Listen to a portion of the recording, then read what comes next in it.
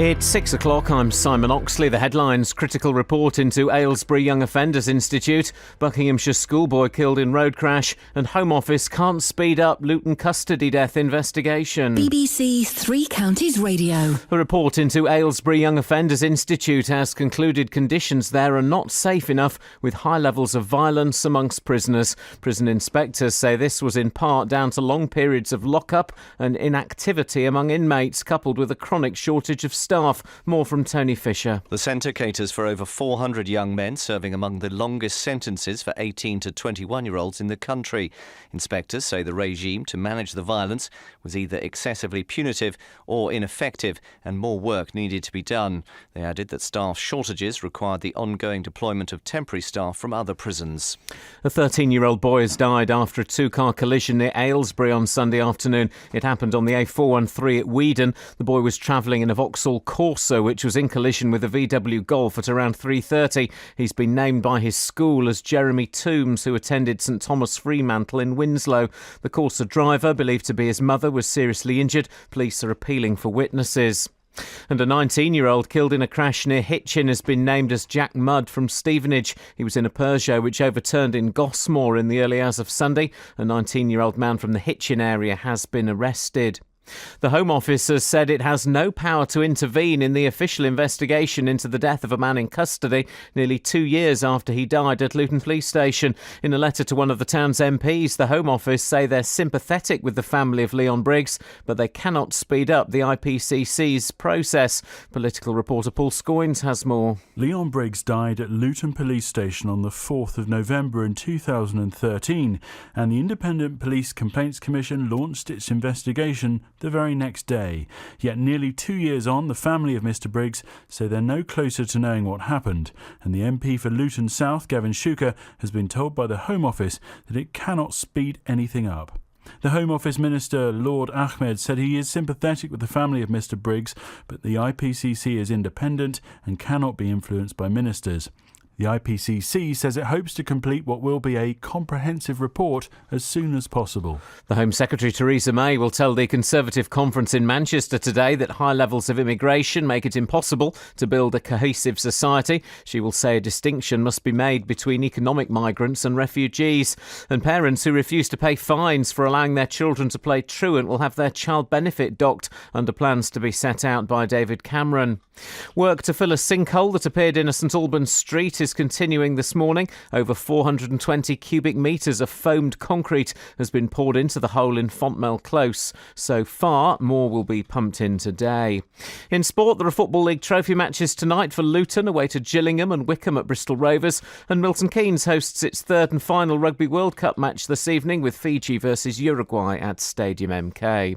The weather: heavy and thundery showers spreading from the south by late morning, a maximum temperature 18 degrees Celsius, and you can get the latest news and sport online at bbc.co.uk/3 counties. Wish I was an apple dangling from a tree.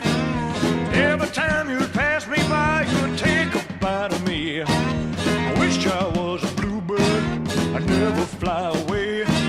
Sit up on your shoulder, baby, and sing to you all day. Come on home, Cindy, Cindy, come on home, Cindy, Cindy, come on home, Cindy, Cindy. Come on home with me.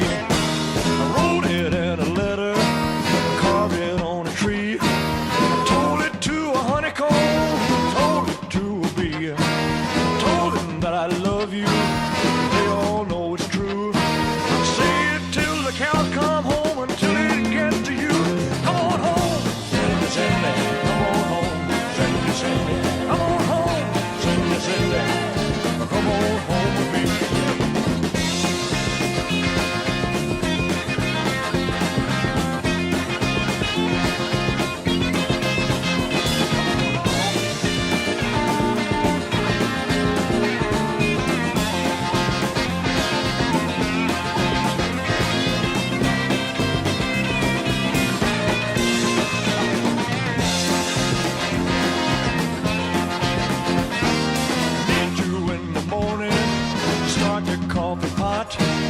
Need you in the afternoon, defend me when I'm hot. Need you in the evening, supper time is through. When I'm really trying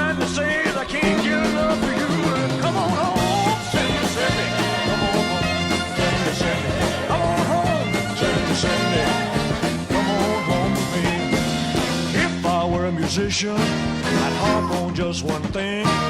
You should never play my heart the way you pluck a string. If only you would love me sincerely and tell me so. I'd beat the drums about the baby to let the whole world know. Come on home, Cindy, come on home, Cindy, come on home, Cindy, come on home again.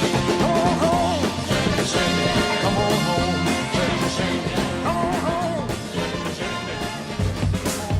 Local and vocal across beds, hearts and bucks. This is Gagan Garawal. On BBC Three Counties Radio.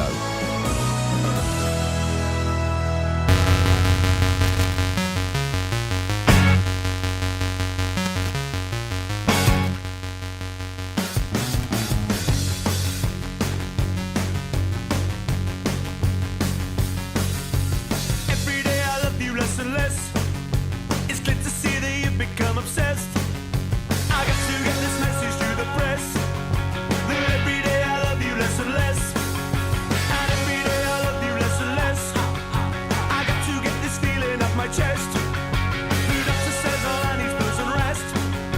Since every day I love you less and less, unless I know I feel it in my bones. I'm sick, I'm tired of staying in control. Oh yes, I feel a lot's upon a wheel. I got to know what's not and what is real. Oh yes, I'm stressed, I'm sorry, I digress. Impressed, you dressed to SOS.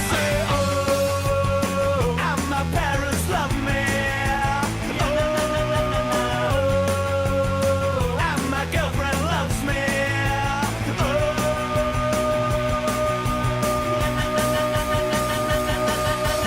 Every day I love you less and less. I can't believe once you and me did sex. It makes me sick to think of you undressed. Since every day I love you less and less. And every day I love you less and less. You're turning into something I detest. And everybody says that you're a mess. Since every day I love you less and less. Unless I know I feel it in my bones. I'm sick, I'm tired of staying in control. Oh yes, I feel a rat upon a wheel. I got to know what's not and what is real. Oh yes, I'm stressed, I'm sorry, I digressed. Impressed, you dressed to SOS. Oh, and my parents love me. Oh, and my girlfriend loves me. Oh, they keep photos of me. Oh, that's enough love for me.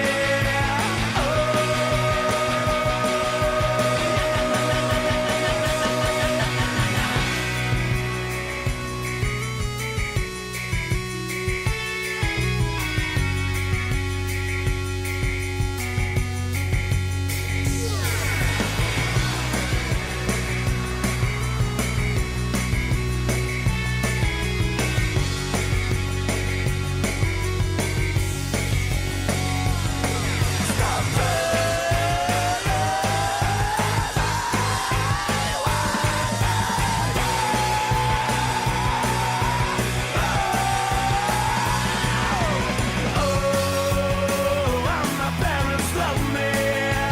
Oh, and my girlfriend loves me. Oh,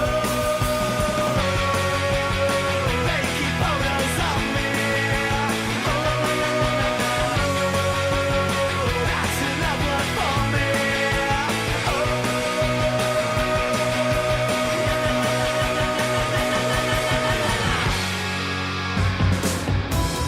Across beds, hearts and bugs. This is Edward Adu.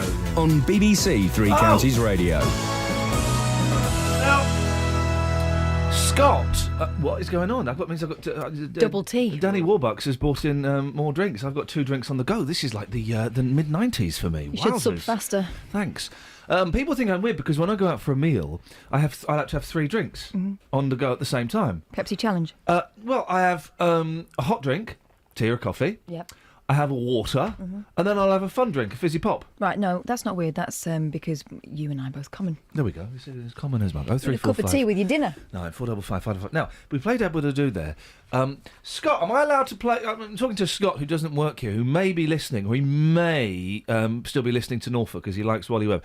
Am I allowed to play the song that you sent me yesterday? If you don't hear anything in the next 10 seconds, that means yes. Well, I mean, I don't. We'll see. We'll do this, and then we'll maybe. He wrote an excellent jingle for Edward Ado. And it's actually brilliant. It's brilliant. I got it as I said goodbye to you yesterday, and I sat in my car, and then this message came through, and we'll see. There's a song for Ado. Andrea, I'm just talking to the kids on Twitter. Is that all right? Yeah. This is how Twitter works, isn't it? It's like voice command. Andrea, message Scott. Ask Scott if I can play Edward Ado song. Over. Come on, the bit in Community. Voice control. Just type it in. I know. Aylesbury Young Offenders Institute is unsafe with high levels of violence amongst prisoners. I'm going into a story. It's not just me, having a rant. That's according to the latest report from prison inspectors. Sorry, I forgot the from. Yep, which found inmates are being locked up for too long with nothing to do. And a chronic staff shortage is making matters worse. Catherine, tell us more about Aylesbury Young Offenders Institute. Well, it's a training prison which holds over 400 young adult men aged 18 to 21 who are serving among the longest sentence for this age group in the country. Now, over 80% of those held are serving more than 4 years and 30% are serving more than 10 years to life. Prison inspectors say the risks the prison manages are significant, and at the time of their inspection, debilitating staff shortages required the ongoing deployment of temporary staff from other prisons. OK, so what are the main concerns? OK, inspectors were concerned to find a number of things. That Aylesbury was not safe enough, levels of violence were high and some incidents were serious. More than half of prisoners reported feeling unsafe at some point, with 155 assaults during the previous 6 months, some of the violence being gang-related and involving weapons. They also found that long periods of lockup, in some cases inmates only got 45 minutes outside their cell every day, and inactivity contributed to the likelihood of violence and aggression. They found that many prisoners suspected of involvement in violence were managed through an excessively punitive incentive and privileges scheme, which was ineffective in the end. Oh. The quality of the environment was mixed and too often inadequate, and the quality of staff-prisoner relationships was similarly mixed, undermined by the numbers of temporary staff, and that education programmes were weak. Many classes and workshops were closed owing to staff shortages, and the quality of teaching needed improvement. Are there any positives? Security was well managed. Yeah, they keep them in their rooms. But drug usage was double the target. Although the number of prisoners who'd self-harm was high and worse than similar prisons, arrangements to oversee the monitoring of those in crisis was reasonable, and some prisoners spoke highly of the care staff provided.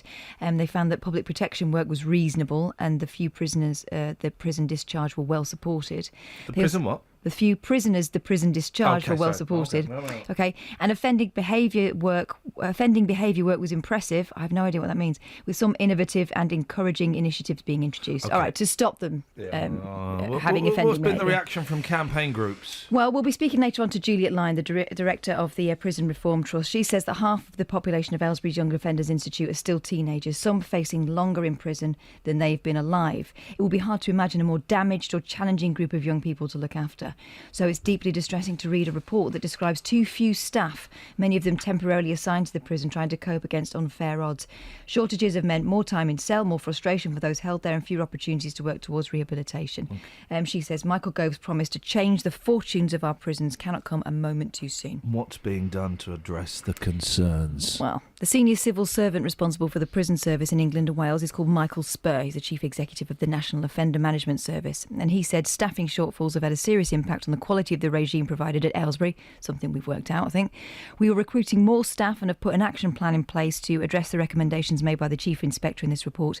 The governor will receive the support he needs to urgently improve the prison over the coming months. OK, this morning we are talking about... I remembered something that carried over from yesterday. By the way, we're investigating... I can't remember if it's offensive or not, this song. That's why I'm hesitating playing it. What's the song? He's written a jingle. Oh, that song. For Edward Ado. A song from Scott Balcony. Offensive. How could it be? He sent me so many songs. I have a data bank on my computer of songs that I cannot play. Scott's hits.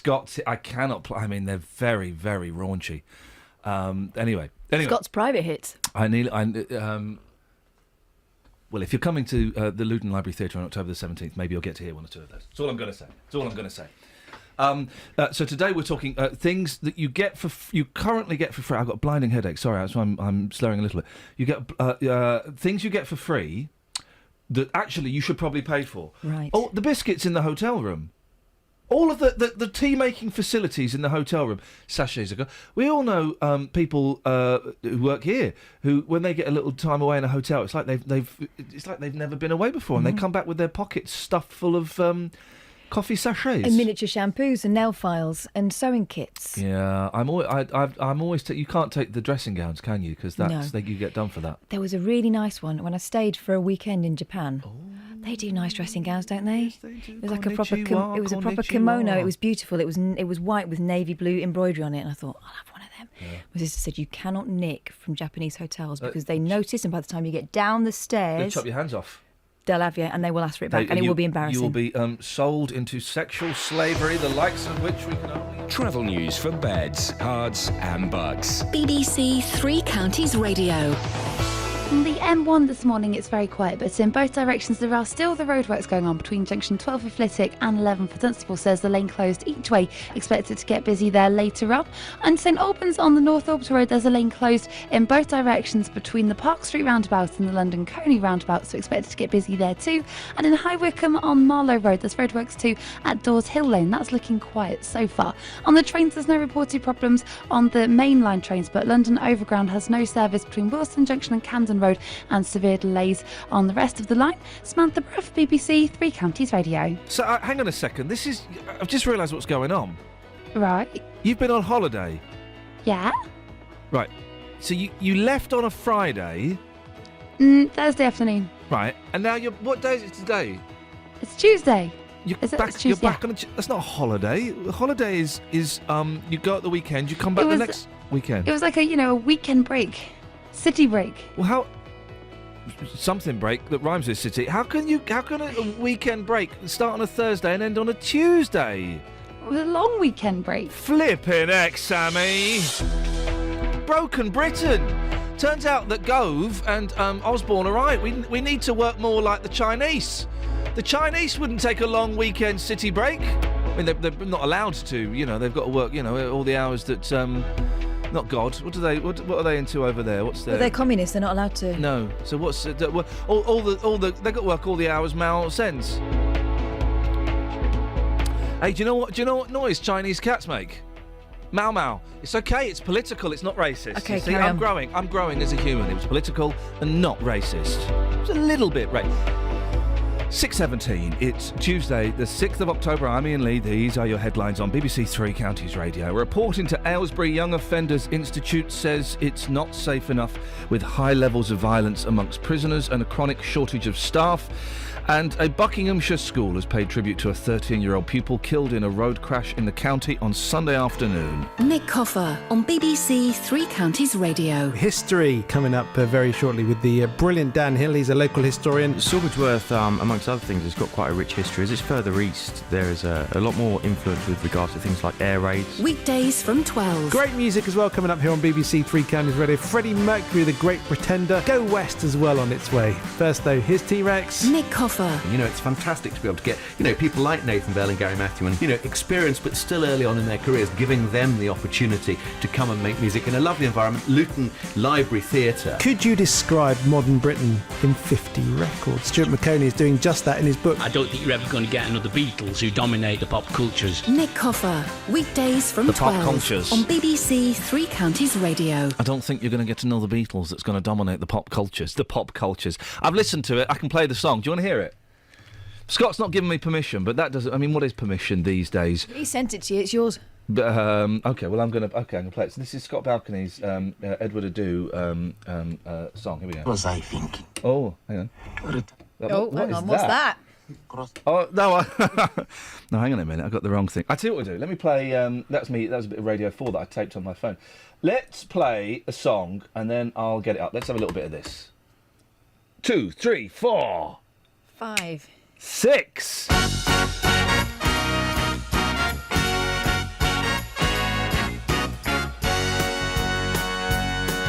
They call me Dr. Worm. Good morning, how are you? I'm Dr. Worm.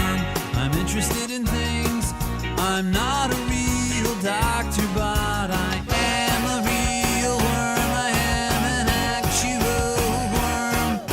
I live like a worm. I like to play the drums. I think I'm getting good, but I can handle criticism. I'll show you what I know, and you can tell me if you think I'm getting better on the drums.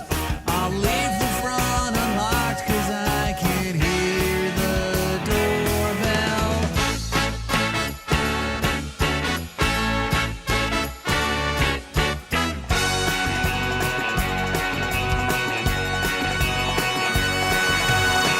When I get into it, I can't tell if you are watching me twirling the stick.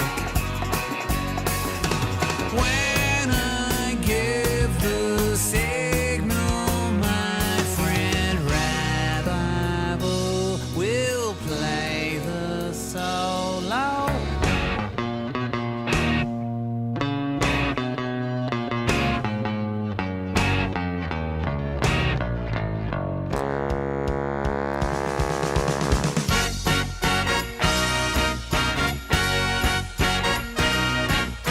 Someday somebody else besides me will call me by my stage name. They will call me Dr. Worm.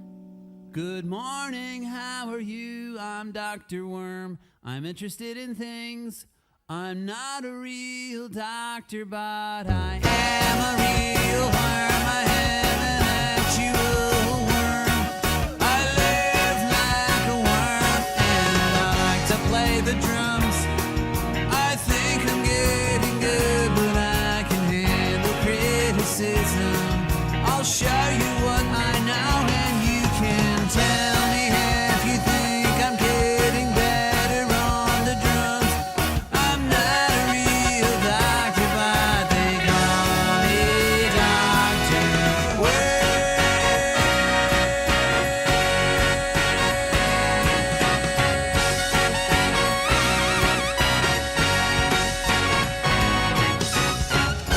You're my hero. So the studio is falling apart. I've tweeted a picture of the note that I've been left. It says, "Don't work. Sorry." Now I know what you right? Yeah. Now I know what the Conservatives felt like when they went into. Now what's wrong? I know why it sounded like it was coming out of another microphone. Why? Because when you hit that... Try again. Is that microphone? Yeah. No, that's not on. I think it is. No. Well, it sounded like it was coming out of another mic. No, it's just because this microphone's. I don't think I can say CRAP on the radio, but it's SH1T. Now, I feel like the Conservatives when they went into when they won the coalition and they went. The guy went into the I can't remember any of the words. I think I'm actually dying. The Chief Secretary to the Treasury. And there was a note that said, "There's no more money left." Ha ha. Sorry, but that's what I feel like. Liam something. Liam. Somebody. Have you got a bit of paper for me with words on? That's what. That's what this is. Yeah. Oh, we're freestyling. Well, no, that's. Okay. I'm not. Okay. Well, mine's significantly different. Okay, to yours. thank you. I'll just have to guess when you finished. You give me the finger. Anyway, Paul Scoins has fixed the studio. There's a button that I press with my foot that allows me to talk to the team. It hasn't been working. Paul said, "Well, why don't you just try and kick it harder?" I did. It worked. Thanks, Paul. That's no problem. Awesomeness. Now, on to more serious issues. A very serious issue, a story that we come back to time and time again, and I suspect we're going to come back to for quite a long time as well. There appears to be no rush to resolve this. The Home Office has said it has no power to intervene in the official investigation into the death of a man in custody nearly 2 years after a man died at Luton Police Station. In a letter to the town's MP, the Home Office say they are sympathetic with the family of Leon Briggs, but they cannot speed up the IPCC's process. Well, Paul Scoins has seen the letter and has been looking into this. What is this letter? Well, it's a letter that was sent by the Home Office Minister, Lord Ahmed of Wimbledon, to Gavin Shuker, one of the MPs in Luton, on behalf of Mike Penning, the Hemel MP and Police Minister. And to summarise, it was really just a letter in response to Gavin Chukin asking if there's a chance that ministers could intervene into this process to speed it up. It's taken 2 years since Leon Briggs died, around the beginning of November in 2013. And that IPCC investigation started the very next day on the 5th of November. Now, the part of the letter which relates to Leon Briggs is that the Home Office said they sympathise with the family of Mr Briggs for the loss they've suffered. They appreciate the frustrations of his family, friends and the wider community. However, they say, the IPCC is an organisation independent of the Home Office, and therefore neither the Home Secretary nor ministers are able to intervene in individual cases. It then goes on at length to say how well the IPCC is funded and how it can, getting more officers all the time. Is there any response from the IPCC that isn't just some bland, well, we're doing it as quickly as we can, we hope to have an answer soon? No. Oh, really? Is that what it says? Well, it's more or less that. I mean, they say they recognise the length of time taken in the investigation and will be endeavouring to complete what will be a, quote, comprehensive report as soon as possible. They say that they have had to interview hundreds of people, around 150 witnesses. They've examined CCTV footage and, done extensive surveys on it. And so that's why it's taking too long. Now, that's absolutely unacceptable for practically everybody I've spoken to. I've not found anyone who thinks that this is an acceptable length of time. Well, if this had been a, and I'm going to tread very carefully, but if this had been a death that had happened outside of a police station, that had happened under, in inverted commas, normal circumstances, and an investigation was taking place, it probably wouldn't take that long, wouldn't take anywhere close to that long to investigate a death, a mysterious death outside of a police station. I think I've said that cautiously enough. Yeah, I mean, that's exactly what the former Chief Constable of Thames Valley Police, Peter Nehru, said to me yesterday. He can't join us this morning, but he did say that, he found that this was a completely unacceptable length of time. He said that if this had been, as you say, a death on the streets, it would have been concluded probably in a matter of weeks. And do we know why it's taking so long? It's just they're saying, we've got loads of people to talk to and we're very busy at the moment. Well, I think it is a little bit of that. They say that they've interviewed 5 police officers, 2 detention officers under caution, criminal caution. They say that they're still investigating 5 officers and 1 detention officer, and because of that, because of the severity of this, they are, I think, playing it very safe. They're taking their time, and I spoke to them yesterday. They said, well, we won't be rushed, we've got a job to do, we want to make sure it's the right report at the end of it. Now, we've heard from the Justice for Leon campaign, we've heard from community groups, we've heard from the Police and Crime Commissioner, MPs, all of whom are very frustrated. The council are very frustrated. This prompted actually by a council debate last month, saying we need to kick some, backsides to try and get this through faster. What's clear, though, from this letter, Ian, is that the IPCC won't be rushed, and the Home Office say there's nothing we can do to intervene. The IPCC is a sort of a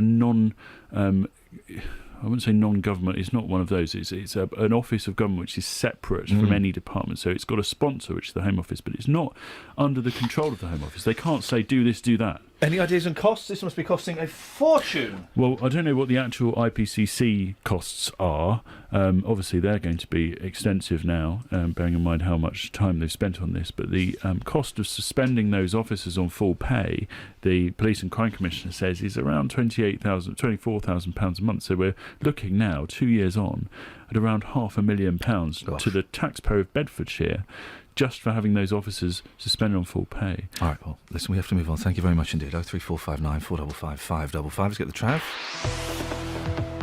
Travel news for beds, cards and bugs. BBC Three Counties Radio. It's starting to get busier on the M25 anti-clockwise between junction 21 for the M1 and 19 for Watford. Nearby in St Albans on the North Orbital Road, there's a lane closed there for the roadworks between Park 3 roundabouts and London Coney roundabouts, so expect queues there later on. And in Finchley on the North Circular Road, starting to build up there between the East End Road and Henley's Corner at the A1. In Milton Keynes, Saxton Street's been closed in both directions between the Coffee Hall roundabout and Bletchley Way because of the rugby this evening. That's at Stadium MK starting at 8 o'clock. o'clock. And expect extra traffic in and around Milton Keynes then. Samantha Bruff, BBC Three Counties Radio. Across beds, hearts and bugs. This is BBC Three Counties Radio.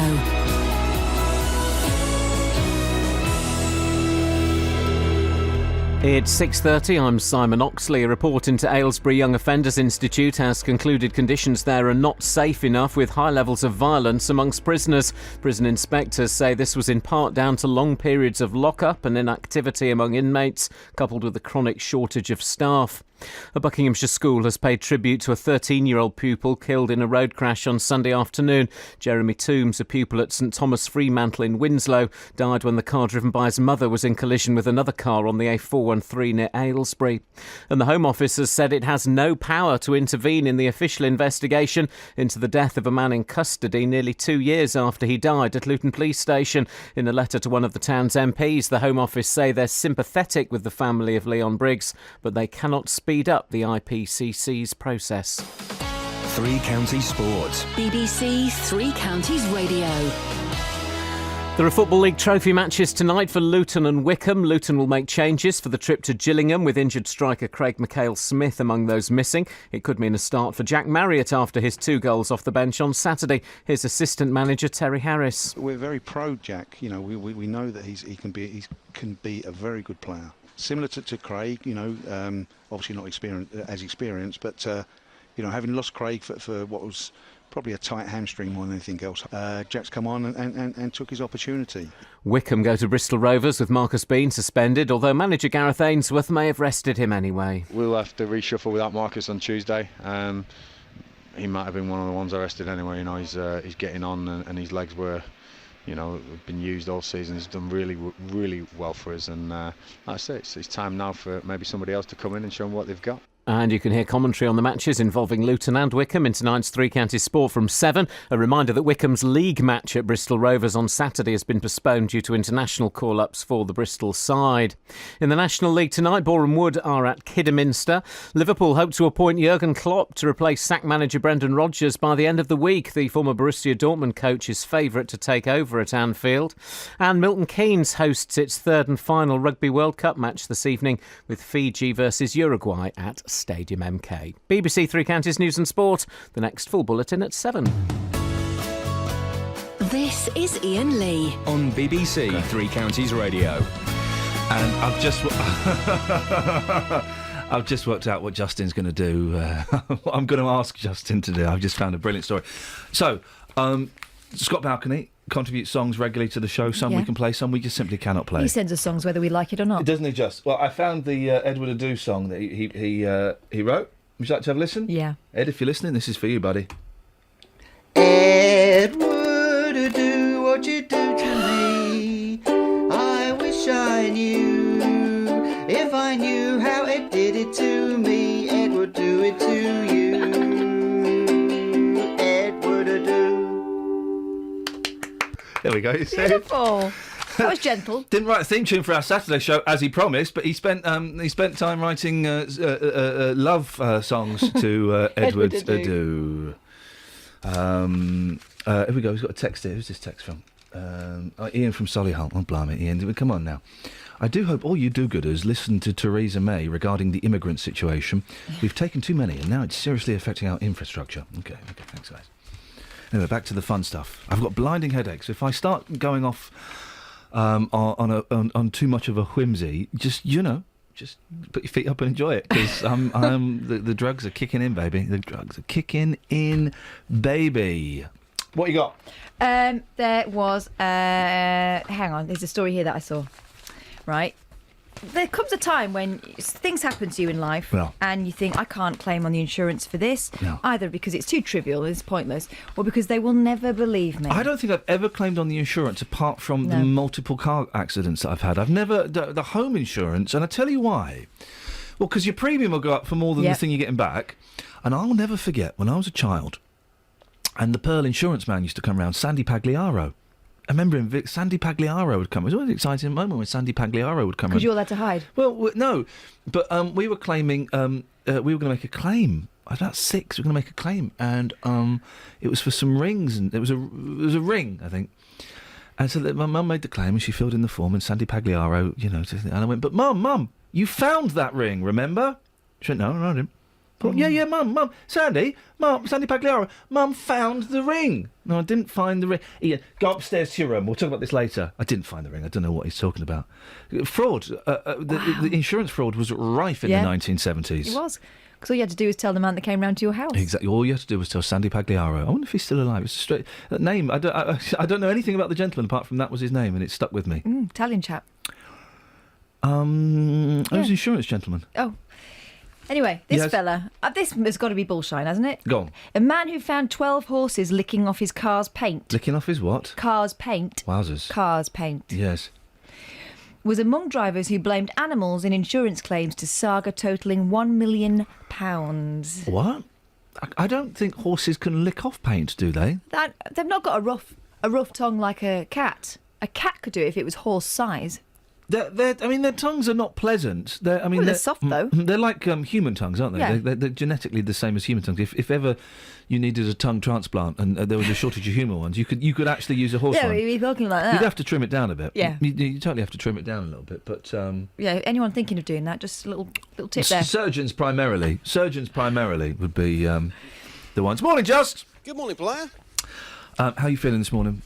Yes, well, it's tough in the mornings, giving up smoking. Yeah. I can do most things, but going without cigarettes whilst doing the radio is very, very tough. Nah, don't worry. It's going to make you more focused, and it's going to make you even better. I'm glad you're wearing a polar neck today, because you've got to keep that damp off your chest. Yes, thank you. Oh, maybe can I have the mirror? Maybe it's in the mirror. Come on. I've written down the wrong... I've bent it back.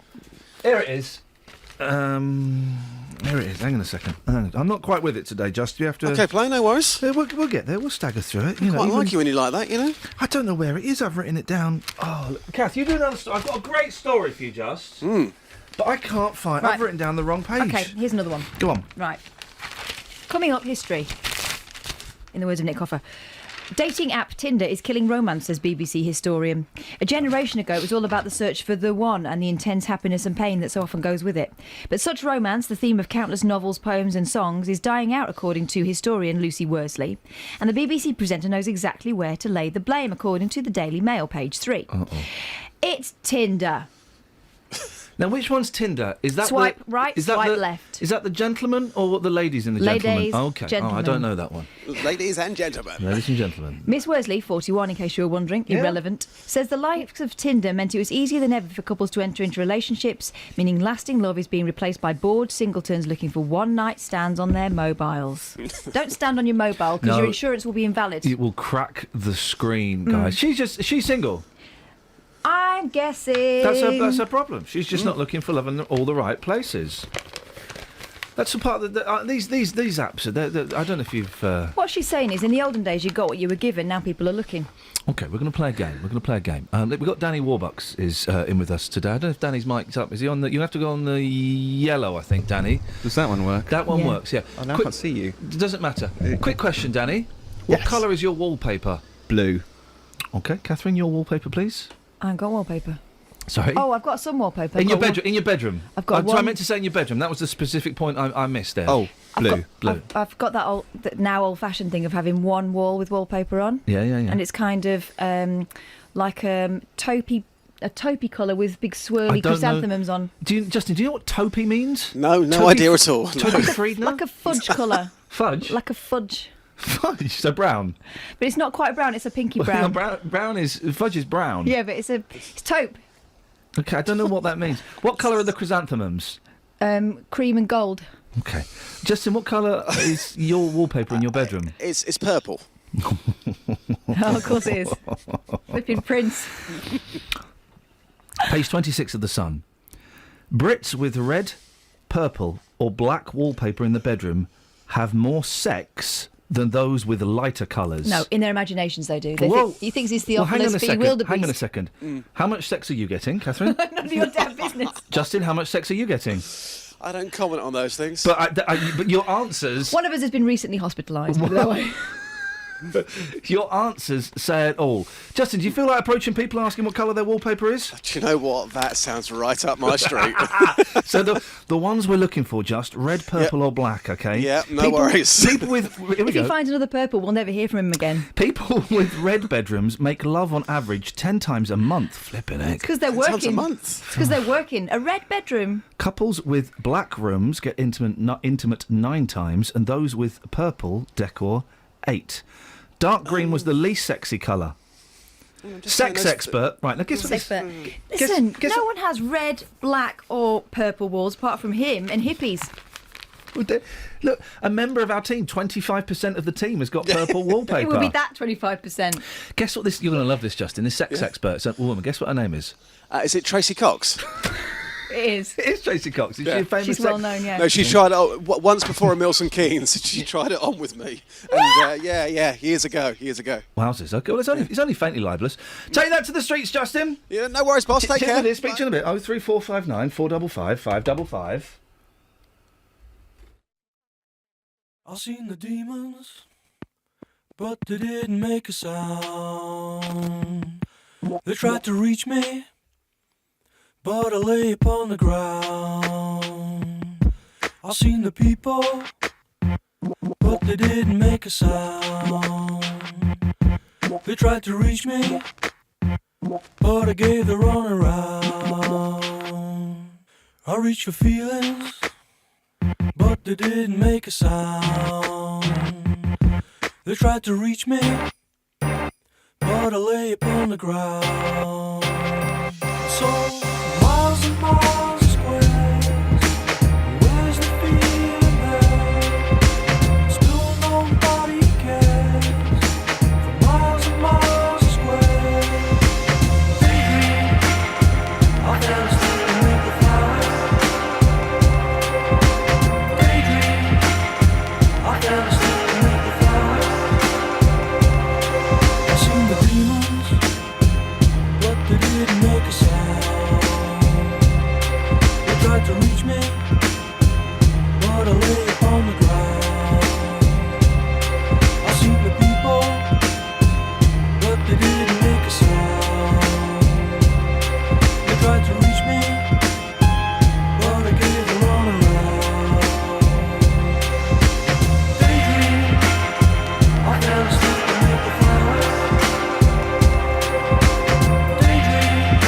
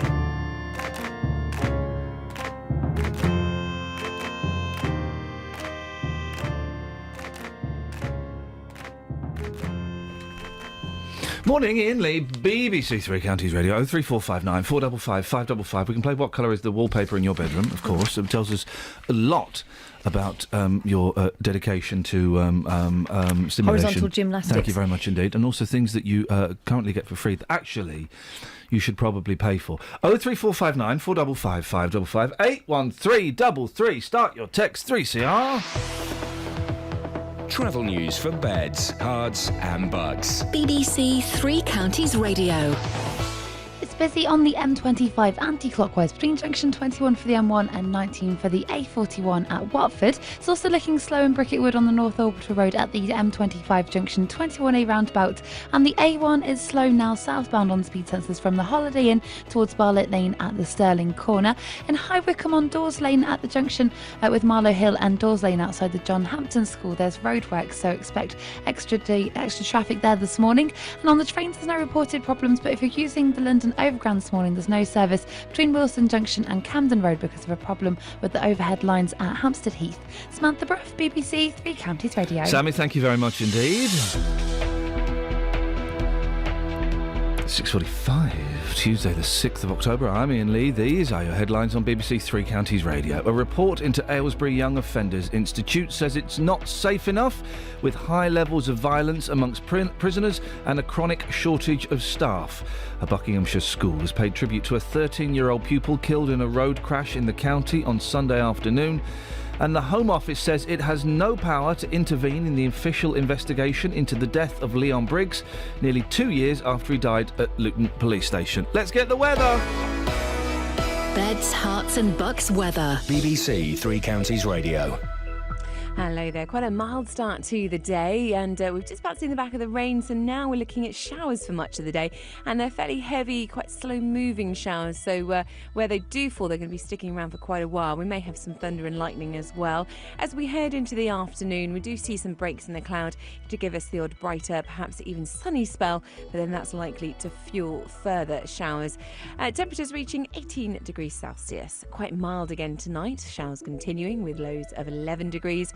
And then a cloudy day tomorrow, but calming down a little with just occasional isolated showers. So many of us will actually have a dry day tomorrow, but we've got fresher air coming in, so temperatures are only going to be getting to about 16 degrees Celsius. A more chilly start on Thursday and Friday, but dry and more settled generally with just odd isolated showers. And then over the weekend, it's looking pretty settled, although quite breezy nonetheless. That's your latest forecast. Every weekday morning. Good morning, Jonathan. Morning. Do you think it's right to tell 1 million disabled people they should get off benefits and find a job? Have your say on today's big phone-in. People who are going to be a nuisance are going to be a nuisance regardless of whether there are things to do. Is it true that people over the age of 65 drink far too much booze? The JVS show fights for your rights and tackles your consumer problems. Waited and the receipt came out, but the cash didn't. It's become a problem of late because obviously the trees got bigger as we got here. We couldn't shut the French windows. It would appear that they'd buckled. I had a phone call from my daughter saying if we don't get off the train, they're going to hand us over to the British Transport Police. The JVS show, weekdays from 9 on BBC Three Counties Radio.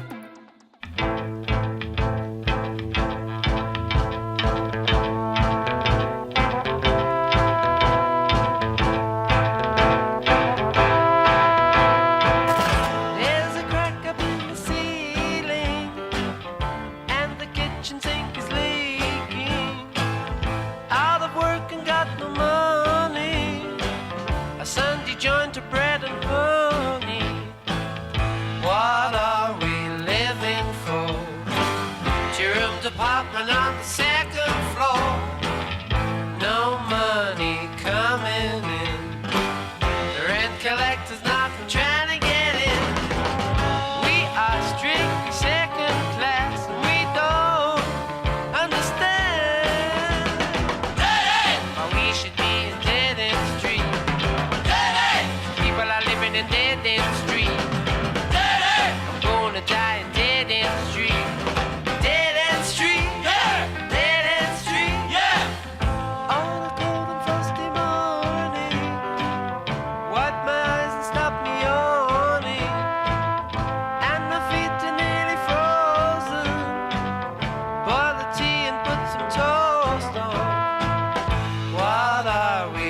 living for.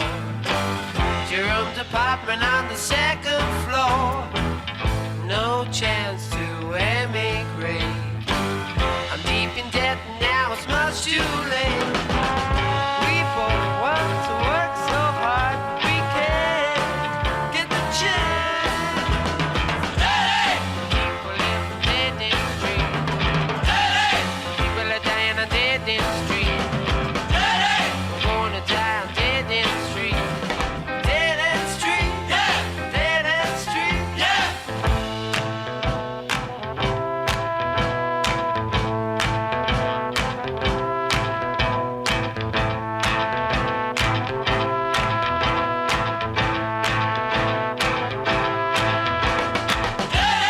People live on dead end street.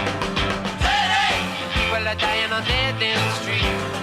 I'm gonna die on dead end street. Dead end street, yeah. Dead end street, yeah.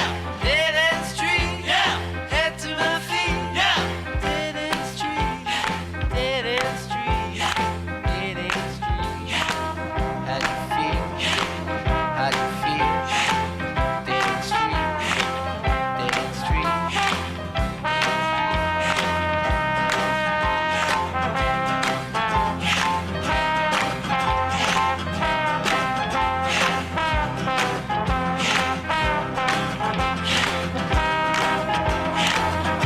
So,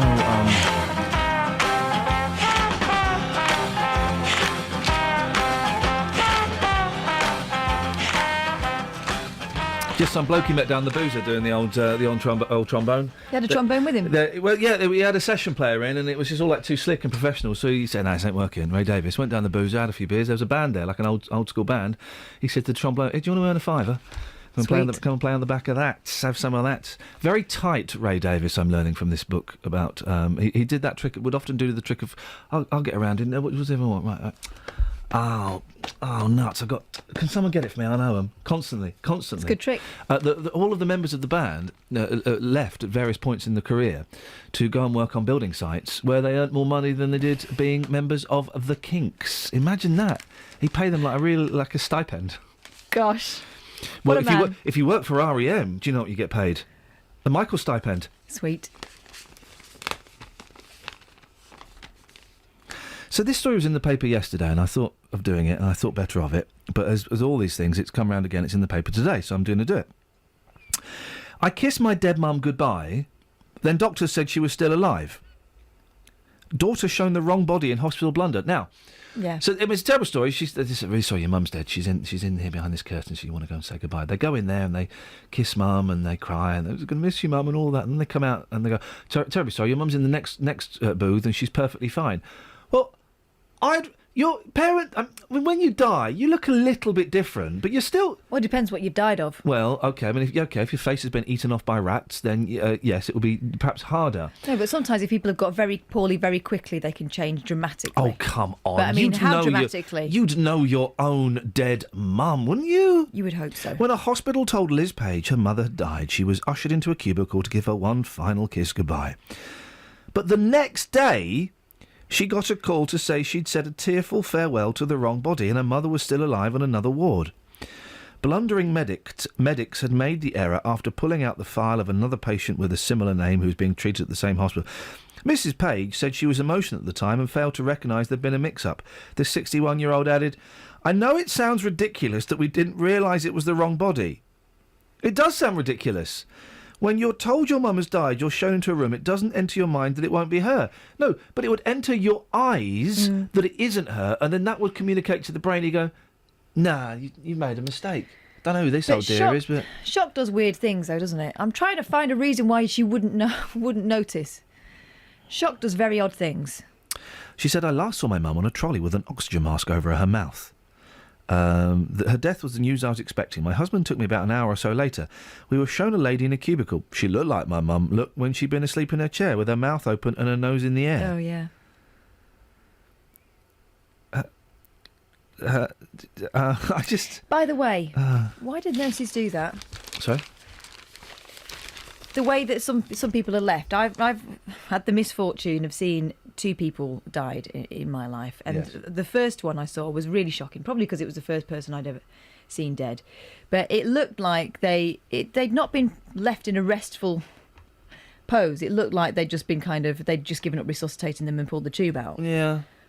And what That took me a long time to get over that image. Yeah, that's quite a hard thing. 03459 455 555. I'd rather be liberated. I find myself captivated. Stop doing what you keep doing it too. I'd rather stay bold and lonely. I dream I'm your one and only.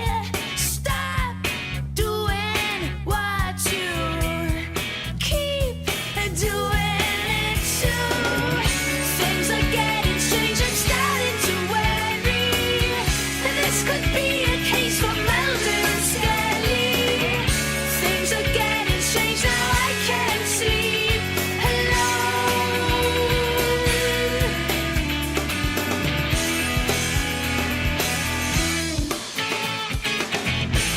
I'd rather be jumping ship.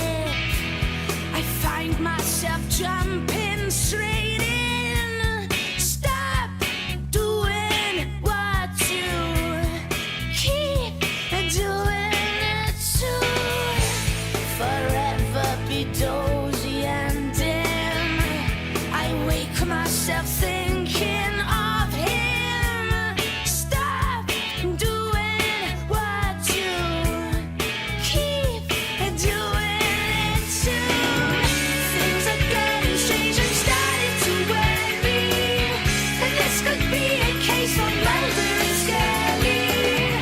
Things are getting strange, now I can't sleep alone. Here, my bed is made for two, and there's nothing I can do.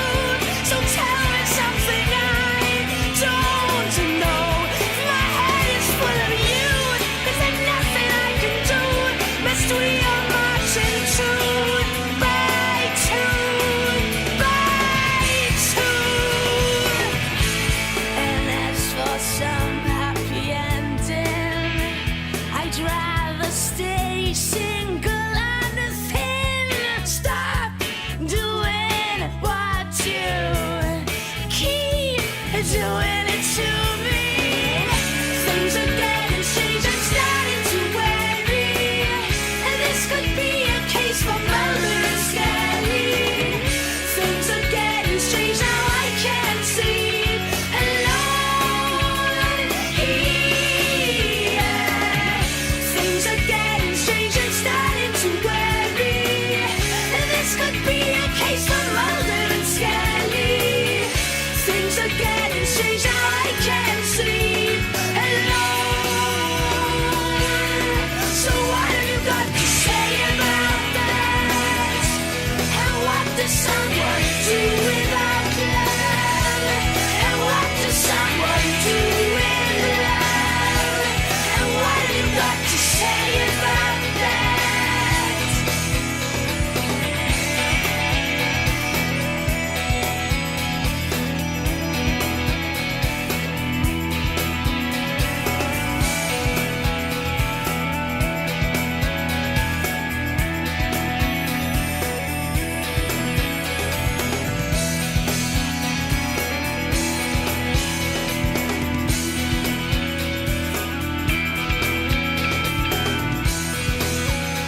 All right, Ian, with the snarky Texas. Calm down, dearie me. Travel news for beds, cards, and bugs. BBC Three Counties Radio. It's getting busier on the A1M southbound. It's very slow at junction 7 for Stevenage. It's also busy on the M1 southbound at junction 10 for Luton Airport. And on the M25, it's busy anti-clockwise between junction 21 for the M1 and 19 for Watford. On the A1 southbound, there are queues in Boreham Wood between the Holiday Inn southbound towards Barnet Lane at the Sterling Corner. And on Park Street on the A414, the traffic's looking a little bit busier now at the Park Street roundabout where the roadworks are. On the trains, London Midland and Virgin Trains West Coast have problems towards Birmingham. There's half-hour delays between London Euston and Shrewsbury, and also between Birmingham New Street and Shrewsbury. And on the London Overground, for using that today, there's no service between Willesden Junction and Camden Road. Samantha Bruff, BBC Three Counties Radio.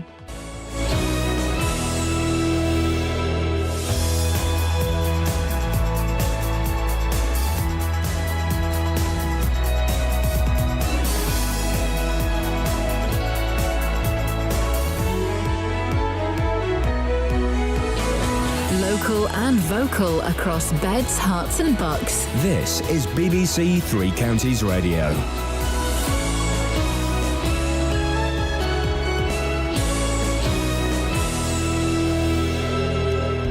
It's 7 o'clock. I'm Simon Oxley. The headlines: critical report into Aylesbury Young Offenders Institute, 13-year-old boy killed in Buckinghamshire crash, and Home Office can't speed up Luton custody death investigation. BBC Three Counties Radio. A report into Aylesbury Young Offenders Institute has concluded conditions there are not safe enough, with high levels of violence amongst prisoners. Prison inspectors say this was in part down to long periods of lock-up and inactivity among inmates, coupled with a chronic shortage of staff. More from Tony Fisher. The centre caters for over 400 young men, serving among the longest sentences for 18 to 21-year-olds in the country.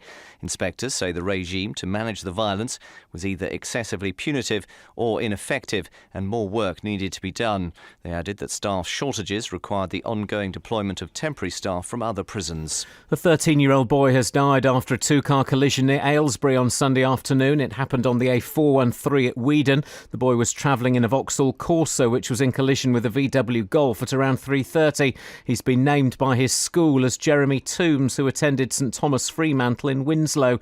The Corsa driver, believed to be his mother, was seriously injured. Police are appealing for witnesses.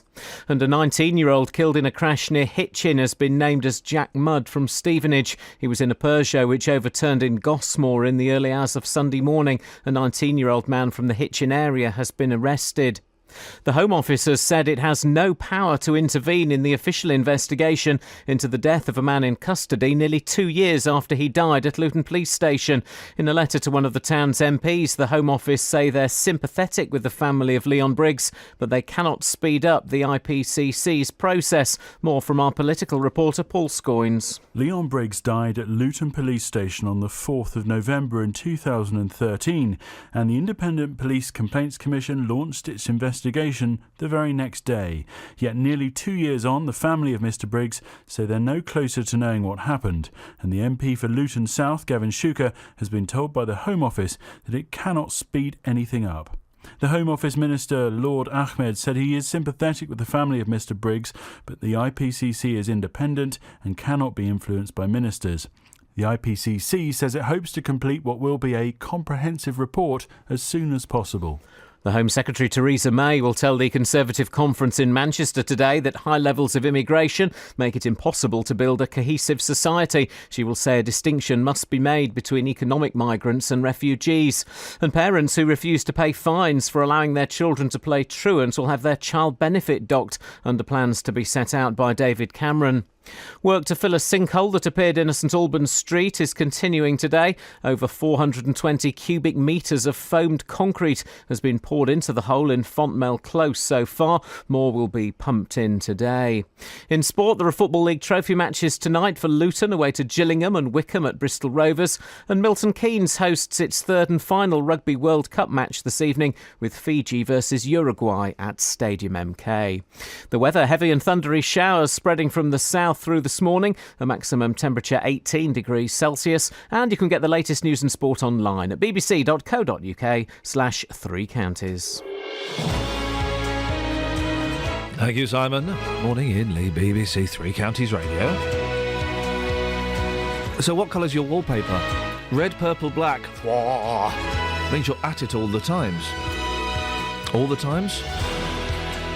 Tell in Luton says, morning guys, I love the show. Well, the wallpaper study is rubbish because my wife and I have no wallpaper and 24 times a month. Well, that's just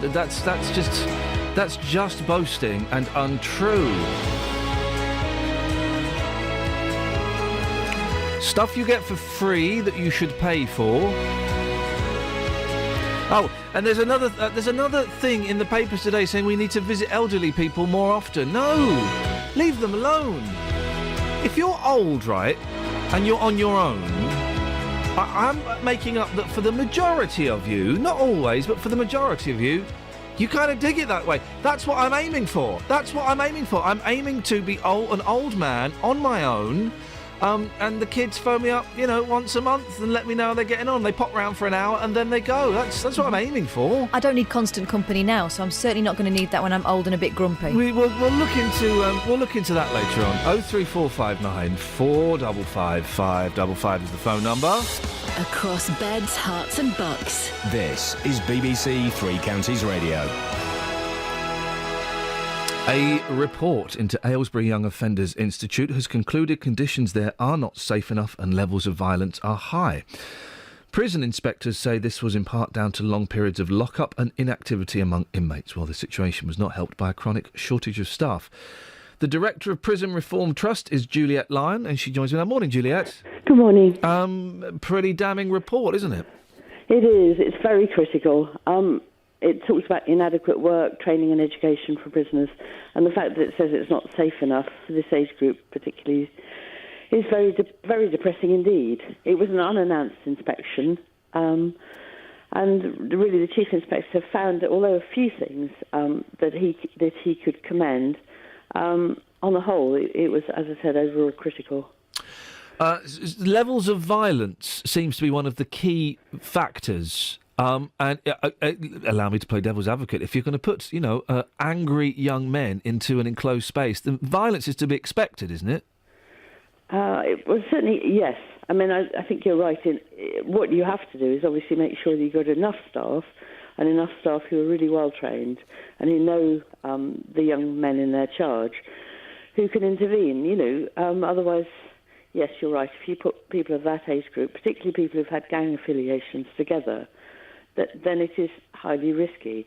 I mean, not all young offender institutions are as unsafe as this one, although often they are criticised because of violence. I mean, I think the combination's a bad one of a lack of activity, a lack of things to do, constructive things to do, long periods of time locked up, and then let out. You can see how things can. Well, it seems really obvious if you're gonna have these young men who are, for whatever reason, the majority of them, I imagine, are angry. To put it in its bluntest form. If you lock them up for extended periods, that's only going to increase the frustration, and it's getting the balance, isn't it, of punishment, of control, but also of rehabilitation and allowing them to explore other options that they can, pursue.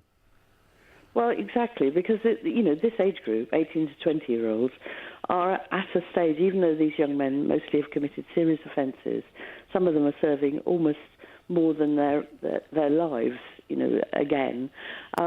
They are open to change. They are at an age when things could go differently, when, if they were in an environment where people were working with them intensively, then there is that opportunity to change their lives and become far more responsible.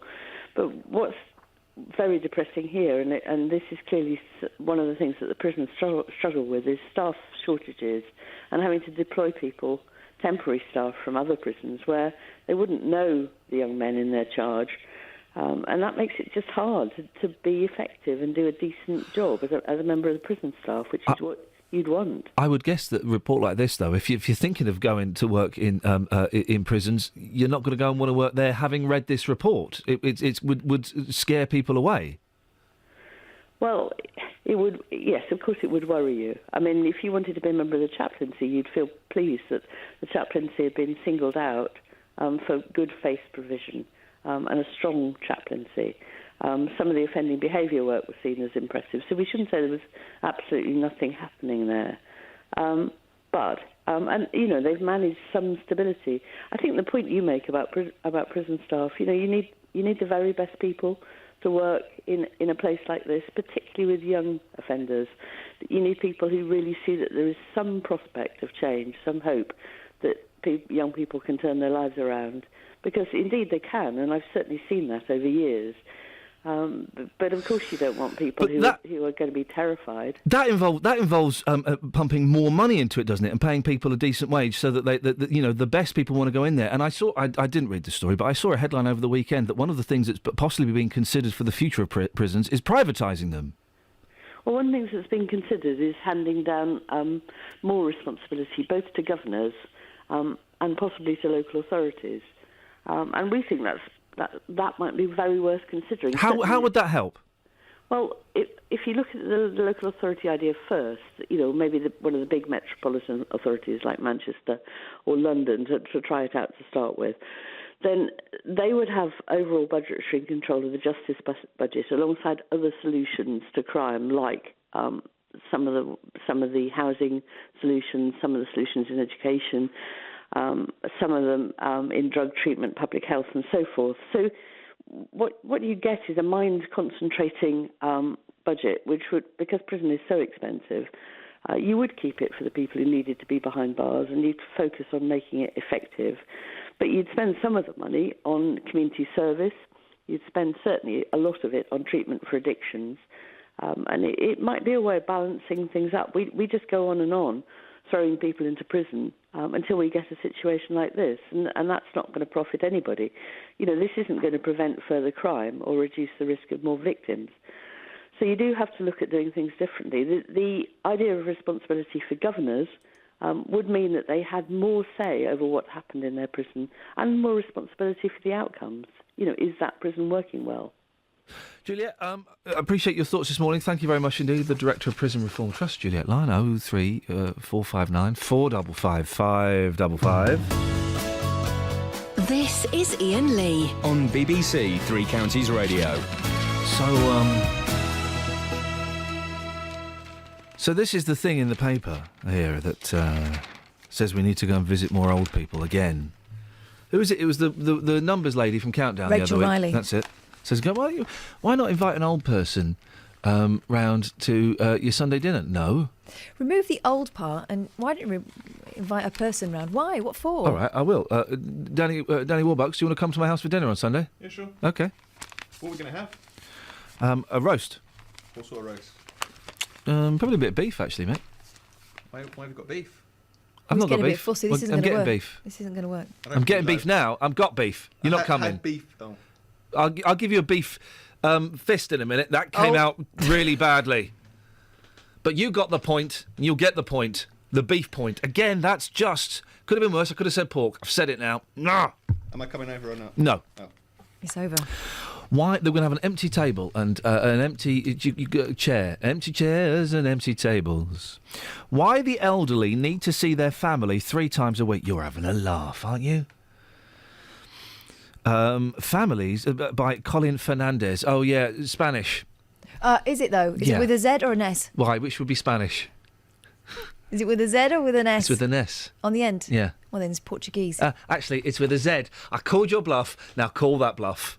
Bite that bluff off. I'm gonna I'm gonna. You're not. Gonna get my beef joint and not, swing though. it at you. And I'll supply the gravy. Again. Families should visit their older relatives 3 times a week to help prevent them from becoming depressed. Yeah, but then the families become depressed. My dad would get depressed if I was around there all the time. Do you know who says this? Experts. Which ones? No, don't specify yet. We'll get further into the story. We'll see if we get to that far in the story. Older people who saw their family or friends at least that often were half as likely to develop depression as those who did not. Oh, well, they're God, still half as likely to get it then. I'm almost elderly. I'm 42. And I see my family too much, primarily because I live with them. But those guys are always there. And they're getting right on my... I just want to watch telly or read a book or have a little doze, and I can't because those idiots are there. But speaking on the phone or being contacted online was not enough to replace seeing them face to face. Oh, so I shouldn't ring my gran. No, you don't even have to do that. These forms of contact did nothing to cut their depression risk. The study is thought to be the first to examine the impact of different types of social contact on the elderly. Oh, flipping it. Here we go. Epidemic of Loneliness. By the way, great name for a Ponzi band if you want to start a band in 1984. If you want to go back in time, start Epidemic of Loneliness. It also highlights how important it is to spend time with our older generation, among whom there is said to be an epidemic of loneliness. Oh, they're from America! The scientists from the University of Michigan in the US looked at 11,000 adults aged 50 or over. 50's not elderly. Is it? Hello? That's you. It's my dad saying, why aren't you coming round? I'm lonely.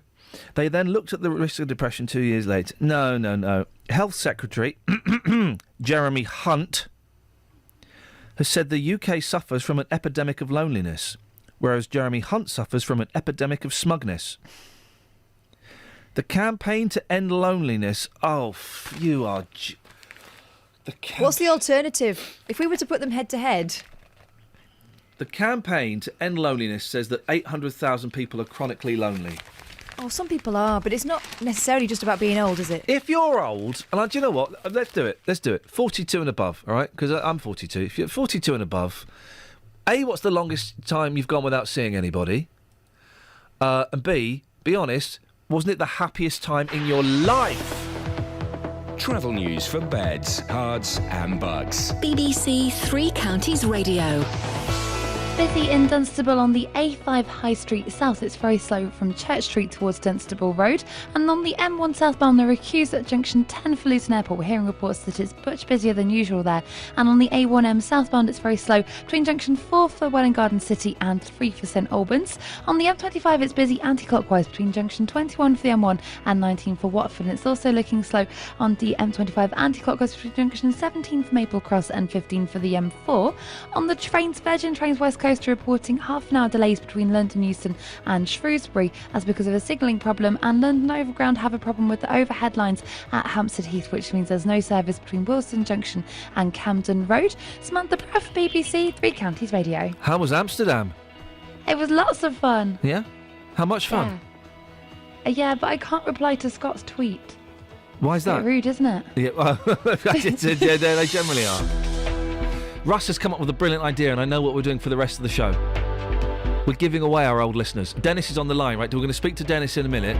If you want to suck away his loneliness, again, we're going to give away our old callers. Who have we got? We've got Dennis, we've got Peter from Walmer Green, we've got Dave Luton, and those women. Who's the woman with the wonky eye? Oh, Molly. I can't remember anyone's name. Bear me, I'm very, very high on painkillers. The woman with the wonky eye. The woman with the TikTok clock called in last week. She called in last week. TikTok. Maria? Yeah, sure, why not? If you want any of those people, 03459 455 555. If you're an old person and you want to be given away to a younger person, chance be a fad thing, then you can also call it. Dennis is going to be the first one, so we're going to start the bidding low. 03459 455 555, and you could own Dennis from Dunstable in just a few short moments. Right now, 7:17, Tuesday the 6th of October. I'm Iain Lee. These are your headlines on BBC Three Counties Radio. A report into Aylesbury Young Offenders Institute says it's not safe enough, with high levels of violence amongst prisoners and a chronic shortage of staff. A Buckinghamshire school has paid tribute to a 13-year-old pupil killed in a road crash in the county on Sunday afternoon. And the Home Office says it has no power to intervene in the official investigation into the death of Leon Briggs nearly 2 years after he died at Luton Police Station. Three Counties Sport. The Johnston's Paint Trophy, the cup competition for the lower leagues. And this week, all three of our sides have tough matches. Tonight, Luton are away at Gillingham. Second attempt for Hallshaw, takes a deflection, and it's there! Forget those penalties! The ball's found the back of the net! And Wickham travelled to Bristol Rovers. What a goal! What a goal by Wickham Wanderers! It's Michael Harriman! Then tomorrow, Stevenage hosts Dagenham. Header comes in, it's Fraser Franks who's got it. Hear all the second round games in Three Counties Sport. The Johnston's Paint Trophy starts tonight from 7 here on BBC Three Counties Radio. Across beds, hearts and bucks. This is Iain Lee. BBC Three Counties Radio. You all right, Dennis? Good morning. We're giving you away this morning. Why? Well, we want to. We want to help you. You're lonely. This is an American thing, is it? You're lonely. No, I'm not lonely. Well, you It's phone an us every American day. business, and quite frankly, if you tell them anything with a straight face, they believe you. But why are you so lonely? I'm not so lonely. I'm only lonely because my missus has gone downstairs to make the tea. Oh, I thought for a second that was a euphemism for having. No, it's not lonely. Okay. It's as I say, It's very brave of you. It's very brave of you to say that, Dennis. But there is no shame, and so we're opening the phone lines now. And if someone wants to help a lonely old man by owning him, and they would actually, you'd be like chattel. They would own you. Cost a fortune to own me. Well, they're not going to pay for you. 03459 455 555 is the telephone number. I tell you, we're going to give some people some thinking time. Stay there. Here's some thinking time, so people can be sure that you're the one that they want. Here we go. Oh, in fact, Dennis, you got 20 seconds. Sell yourself to the youth of today. Away you go. Well, I'm 90 years old, full of aches and pains. I've got my own tea, so I could come to a decent beef meal. What else can I say? My feet ache like hell. It takes me all my time to put them to the floor. Don't come round on a Sunday because I spend the whole day in the bath soaking. Well, I think you did marvellously there. The lines have lit up, but that may be because we're having technical issues in the studio. The new phone box system doesn't work very well. We've got a caller. Let's go to Peter. Good morning, Peter. You'd like to stop Dennis from being lonely? No. Oh, no, hang on a minute. I want to stop He's an old fuddy-duddy as well. media mafia depressing the elderly. What? The media mafia. Hang on a second. Well, Peter, you're next up on our old man auction. Yeah, well, I've got a poem for you if you like. I don't like poems on the radio. An ode, if you like. No. For politicians. No, I don't want. Listen, no. This is no. Do you want to bring Dennis off of the lonely man list or not? You should never be. He should never be lonely. Well, he shouldn't be. And are you saying that you want? No, I'm not lonely. Never been lonely in my life. Peter, that's very, very brave of you to say so. Very brave. If anything, you fought in the war to not be lonely. By the continuous attacks in the media, where 30,000 elderly died of cold-related illnesses last year. That is outrageous that it happens in this country in the 21st century. Absolutely. But you two guys fought in the trenches for the right to not be lonely. I lived through the war. My brothers and sisters worked for the country during the war. Okay. And in different relationships. We're going to do the same.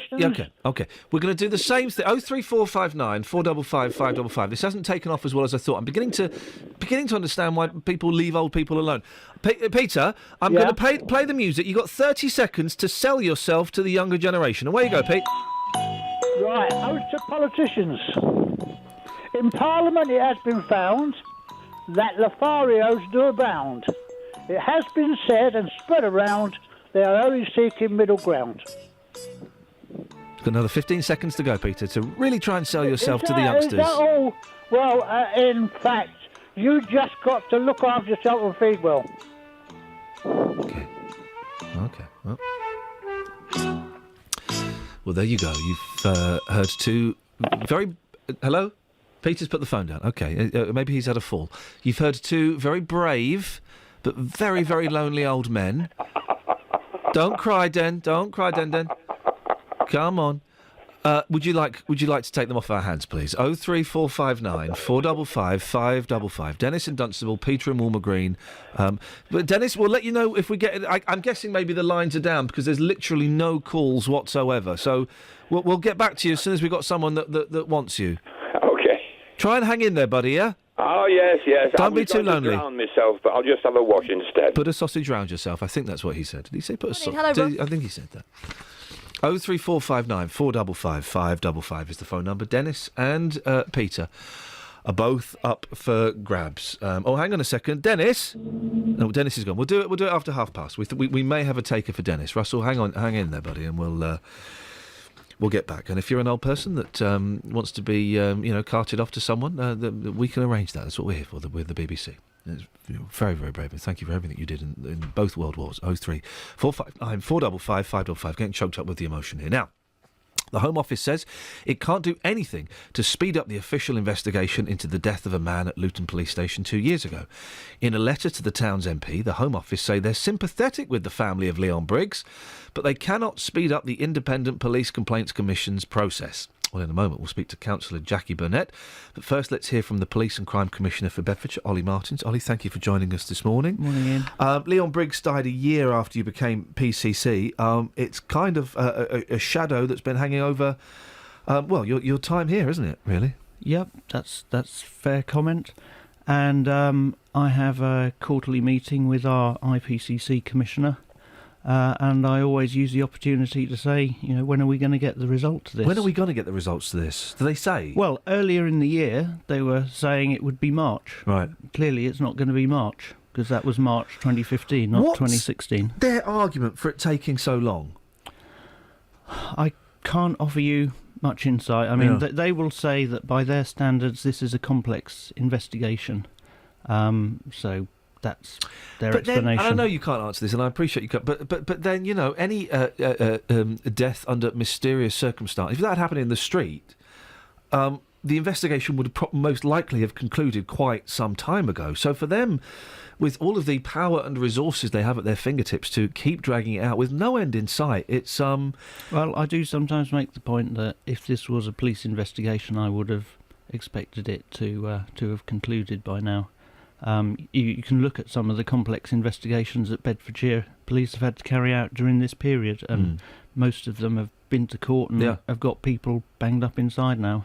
It does. It could be argued it brings into question a lot of people don't buy the independent bit of the title, the IPCC. They don't see it as being an independent thing, and that it's on the side of the police.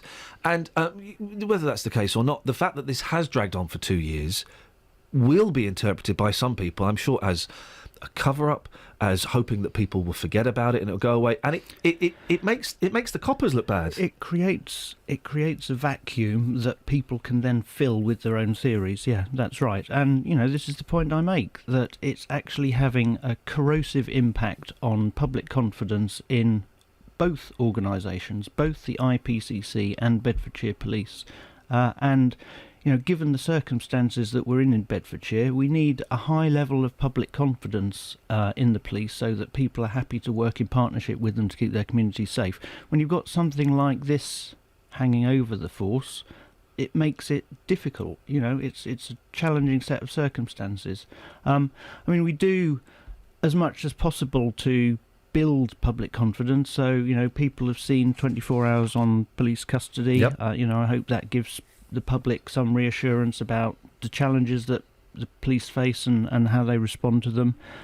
We've equipping all of our frontline officers, including the volunteer special constabulary, with body-worn video. We allow, there's a community scrutiny panel that look at the stop and search encounters that are carried out, recorded on body-worn video. We've got independent custody visitors. These are members of the public who make unannounced visits to custody and monitor the adherence to the and all these things are great. And I know that one of the things you're keen to do is to improve the image of the police force. And while you're saying power, but while you've got your job.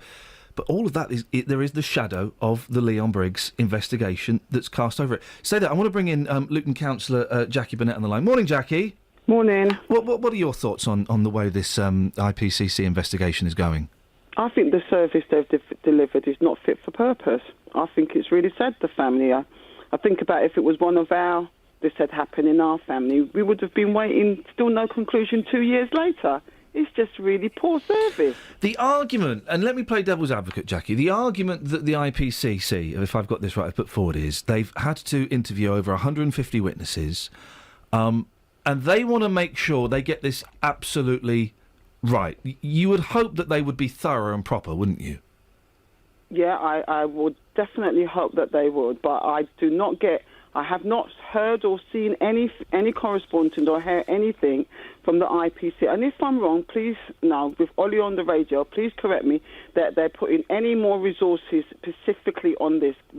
Given that the community are not happy, then I'm not hearing that they're spending any more resources or channeling to speed this up and get a conclusion for the report to be issued. Let me read bits of the statement we've got from Mary Cunneen, I think that's her name, from the IPCC. She's the Commissioner. We recognise the length of time being taken to complete our investigation has had an impact on Mr Briggs's family and the officers involved. We're endeavouring to complete what will be a comprehensive report as soon as possible. As part of the investigation, investigators have interviewed 5 police officers, 2 detention officers, 5 police officers and 1 detention officer remain under investigation. We've also taken statements from over 150 witnesses, examined CCTV footage and sought expert advice regarding mental health. And again, I go back to that phrase, we will have a comprehensive report as soon as possible. Do you buy that, Jackie? I'm not. I accept that they probably want to do a good job and do the report so they'd know.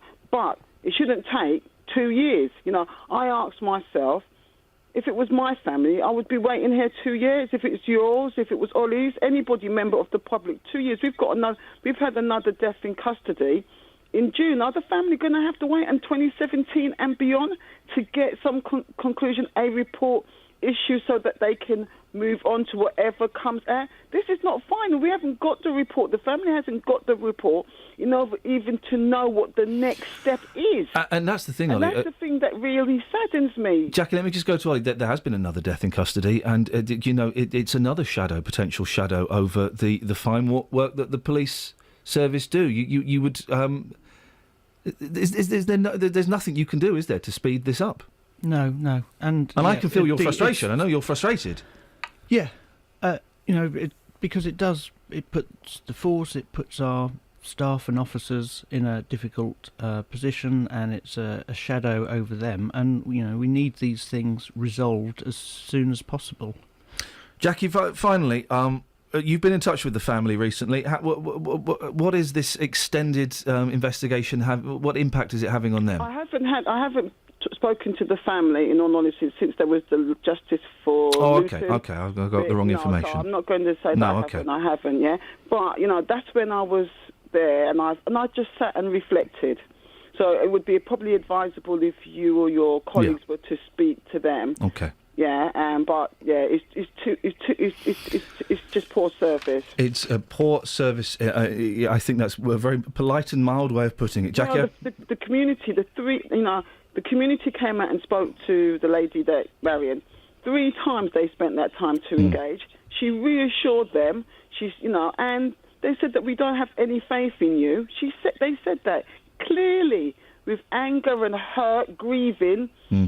Close family to Leon. And 2 years, she's lived to their low expectation because they couldn't get any lower. Nothing has happened, Jackie. I've got to move on, 'cause we're out of time. Ollie, you've got 30 seconds. Anything you want to add to that? Well, I've obviously got an awful lot of sympathy for the family, but I've also got a lot of sympathy for the officers and staff that are being investigated that have had their lives on hold for 2 years. And nor should we forget that it's cost the public of Bedfordshire £500,000 to keep those people at home doing nothing, and that's the cost of this as well. Ollie, I appreciate your time. Thank you very much indeed. Ollie Martins, and the other voice was Luton Councillor Jackie Burnett. Let's get the travel. 03459 455 555. Old people are lonely, we know that's a fact, and the science has proven it. So to do our bit, as we are the BBC, we're giving away our elderly listeners this morning. And an idea, I'm not going to take full credit for it, prompted by Russ. Good morning, Russell. Good morning, Ian. Yeah, you want an old person, do you? Well, I was calling actually in now to withdraw my bid. Sorry? Having listened to your last sort of 2 old people, I don't want one. Well, no. An old person is for the rest of their short lives, not just for Christmas. You said on Twitter you wanted a Peter in Walmer Green. Yeah, but then did you hear that poem? I mean, yes. That's why it's so lonely. Get Peter on the line. Get Peter on the line for us. It's your thing is you can't.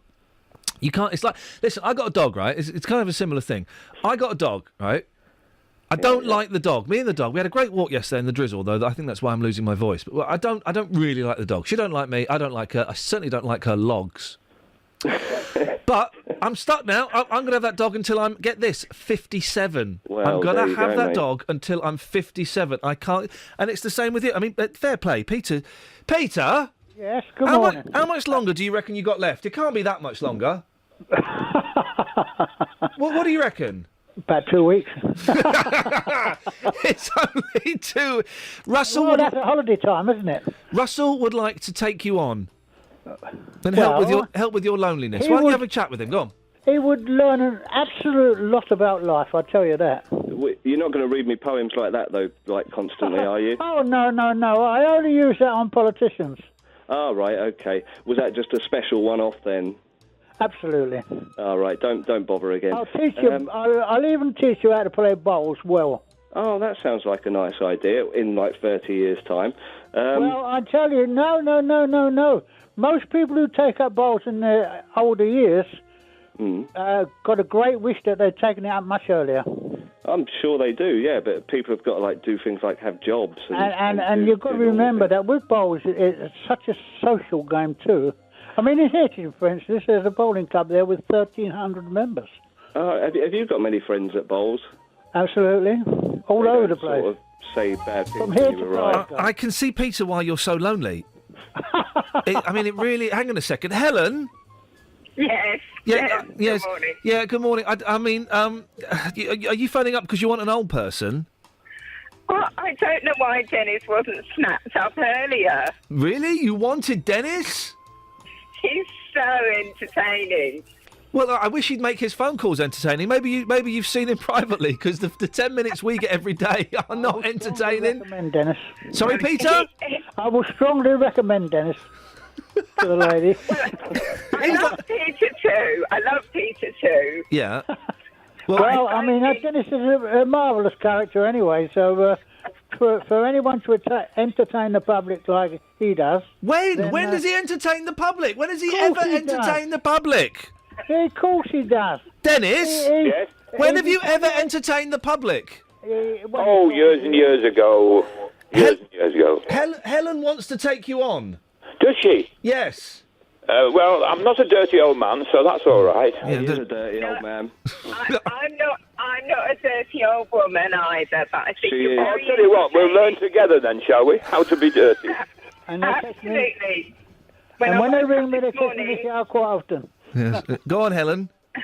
I was going to say, when I woke up this morning, I didn't think I'd have the pleasure of speaking to Dennis. Well, you've got the pleasure. You've got the pleasure of Dennis anytime you want now, Helen, because he is yours. You've won Dennis in Dunstable, Helen. What a prize! We'll swap details and front door keys and Russ, you've won Peter in Walmer Green. Yeah, but I might sort of re-raffle him, you know. I've been. That's happened before. Well, I mean, thank you guys. If you want, well, that's it. We got rid of a Dennis in Dunstable. We got rid of a Peter in Walmer Green. That does mean they don't have to call us anymore. Can we get rid of Matt and Dave Luton next? Oh, please, can we? Yes, let's get rid of Matt. 03459 455 is the phone number. Hey, this is all right, Justin. We're getting rid of the dead wood. I think it's fantastic. But Peter in Walmer Green, can I just say that I've actually taken Peter onto the streets with me. Yeah. And he saw this young, tanned, good-looking lady coming from a good 100 yards away. Yeah. He made his move, and that young lady, who's about 18 years old... Is now his wife. She absolutely loved him. Oh, yeah, well, there you go. Oh dear, oh dear, oh dear. Well, we're going to give away the rest. We're going to give away the rest of them later on. Before that, though, Justin, very important survey in the papers has found out people with red, black, and purple wallpaper are getting it more than anybody else. True. And your wallpaper, remind us the colour of yours. It's purple. Ladies and gentlemen. You've taken this to the streets. How did it go down? Yeah, it went down. It was a slow burner, but we eventually got there. Obviously, you know, asking very, very personal questions on the streets early in the morning. Here's what happened on the streets, boss.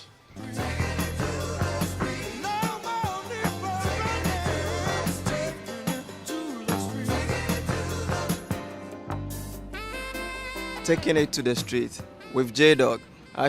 #sexy wallpaper. Good morning. What's the colour wallpaper you've got in your bedroom?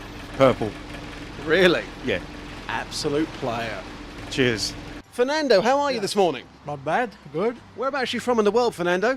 From Sri Lanka. Let's get the Sri Lankan perspective. Let's get it out there, Fernando. Okay.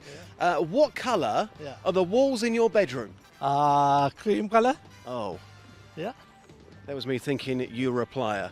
By you having a cream-coloured wall, that means, unfortunately, there's not much action for you in the bedroom.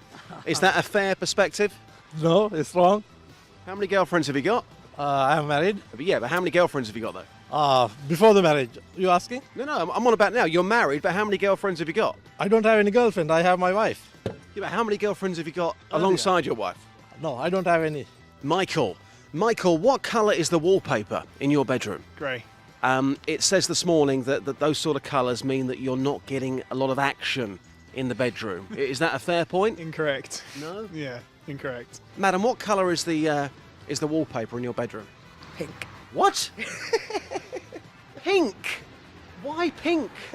I'm a girl. I take it there's no fella involved? There is. And what does he make of this? Changing it. To what? Black. Okay. If you have red, purple or black walls in your bedroom, according to the papers this morning, there's lots of activity in there. No comment. Very, very sexy, Justin. Thank you. He's a lot. Father under hashtag wowzers. Daily will speak to you in the next hour. Keep listening. Something will pop up that you can make gold out of, I'm sure. Excellent stuff. Thank you, boss. Cheers, with this. Speak to you in a bit. Travel news for beds, cards and bugs. BBC Three Counties Radio. The M1 is very slow southbound from junction 12 for Flitwick to 11 for Dunstable. It's also very busy on the M25 anti-clockwise between junction 19 for Watford and 16 for the M40. And Hemel Hempstead, it's busy too on the A41 southbound. It's slow from 2 Waters Road at the Hemel Hempstead turn-off towards the M25 at junction 20 for Kings Langley. In St Neots on the A1 southbound, there are delays from the St Neots junction towards the Black Cat roundabout. And on the train departure, there are no major delays, but if you're using the London Overground today, there's no service between Wilston Junction and Camden Road because of a signalling problem at Hampstead Heath. Samantha Bruff, BBC Three Counties Radio. Thank you, Sammy. 7:45, Tuesday, the 6th of October. I'm Iain Lee. These are your headlines on BBC Three Counties Radio. A report into Aylesbury Young Offenders Institute says it's not safe enough with high levels of violence amongst prisoners and a chronic shortage of staff. A Buckinghamshire school has paid tribute to a 13-year-old pupil killed in a road crash in the county on Sunday afternoon. And the Home Office says it has no power to intervene in the official investigation into the death of Leon Briggs nearly 2 years after he died at Luton Police Station. Let's get the weather! Beds, Hearts and Bucks weather. BBC Three Counties Radio. Hello there, a mild day today, but lots of showers around, and they're going to be pretty heavy and slow moving, probably with some thunder and lightning as well. Things do brighten up a little this afternoon. We'll see some breaks in between the showers, giving us brighter, perhaps sunny spells, but those showers do continue all the way through the night. Temperatures today reaching 18 degrees Celsius. Continues to be quite mild tonight with lows of 11 degrees, and a cloudy day tomorrow, but calming down a little, just occasional isolated showers, so many of us having a dry one, but feeling much more fresh with highs of 16 degrees Celsius. And chilly starts for Thursday and Friday, looking drier and more settled, but always the possibility of an isolated shower, and then quite settled over the weekend, but a little on the breezy side. That's your latest forecast. Cheers, my dears. Make yourself happy on BBC One. No. I've said. Well, none of that. As soon as Paul Hollywood and Tess Daly promote my show on theirs, then I will promote theirs.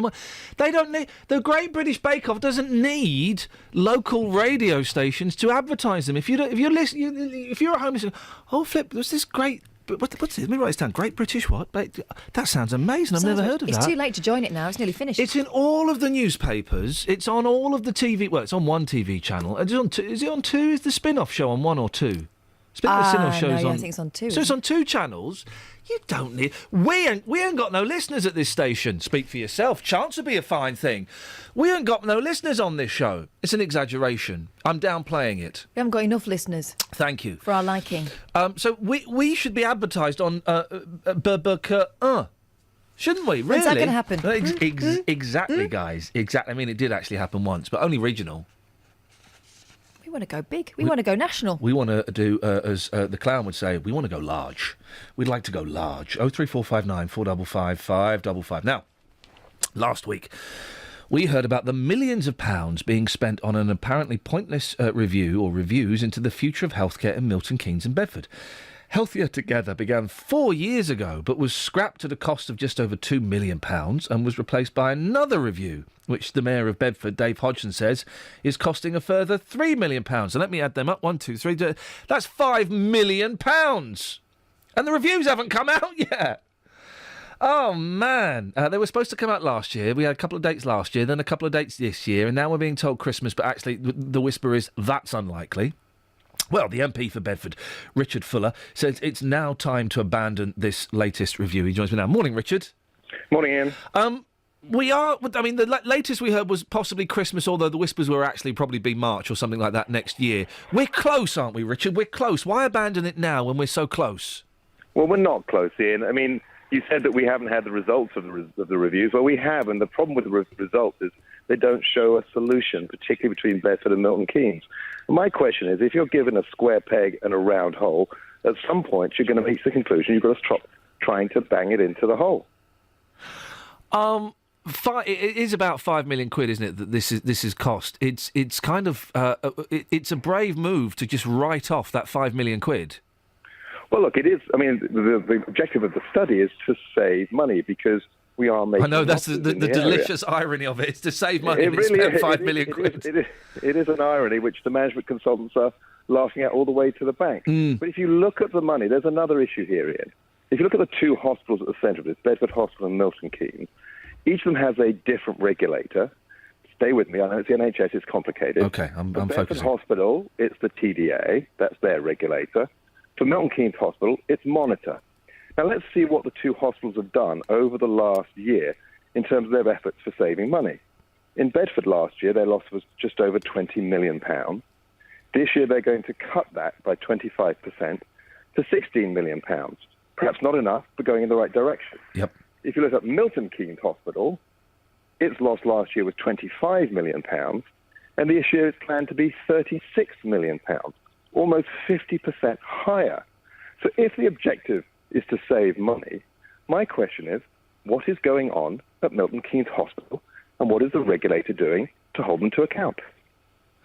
We'll come back to Milton Keynes in a second. So let's focus on Bedford, which, as you say, is making improvements. Still a long way to go, but is making improvements. What do you see as the future of healthcare in Bedford in general? Well, it's not just what I see, it's what the doctors at Bedford Hospital are already doing. They have a strategy. Their strategy is to look to create clinical pathways. That is, when you get sicker, where do you go when the care of Bedford is not a high enough standard for you to be looked after? So if you have a heart attack today in Bedford, the chances are you'll go straight past Bedford Hospital to Addenbrooke's. In other circumstances, you may go to Bedford first and then to another hospital. For the last 12 months, doctors at Bedford Hospital have been working with other partners in other hospitals to try and create that new future where we can draw on the expertise at other hospitals, but deliver it closely here in Bedford, a bit like the Moorfields Hospital model we have here in Bedford. Interestingly enough, that's what the head of NHS England says is the way to go. So I applaud Bedford Hospital for taking those steps. I want the regulators to recognise that that's the way of the future. You mentioned Addenbrooke's Hospital. That's failing, isn't it? That's in special measures. And it was running up debts of about £1 million a week. Well, Addenbrooke's is a special type of hospital because it has the general hospital services that it has for the local Cambridge community, but it also has areas of specialist healthcare, which is served for a much broader area of the country, all across the east of England. And it's that level. The actual report that was produced by CQC actually said their quality of care was still absolutely first class, and that the standard of interaction between hospital staff and the patients was first class too. So I look at this as an issue where Bedford Hospital can help Addenbrooke's. We can help them load balance their activities. You know, some people, somewhere halfway between Bedford and Cambridge, might be going to Addenbrooke's. Why don't those patients be redirected to come to Bedford Hospital rather than Addenbrooke's, whilst Addenbrooke's is sorting out some of the problems it has in terms of patient load? Milton Keynes, you mentioned there that and I'm trusting your figures because I don't have them in front of me, that the financial situation is worsening there. We've had a couple of stories in the last few weeks on this show about babies dying. What do you think should happen to Milton Keynes? Well, I think it needs to answer that question itself, and it needs to say, what is our strategy? We've seen what Bedford Hospital is doing. It's charting a way forward. It's reducing its losses.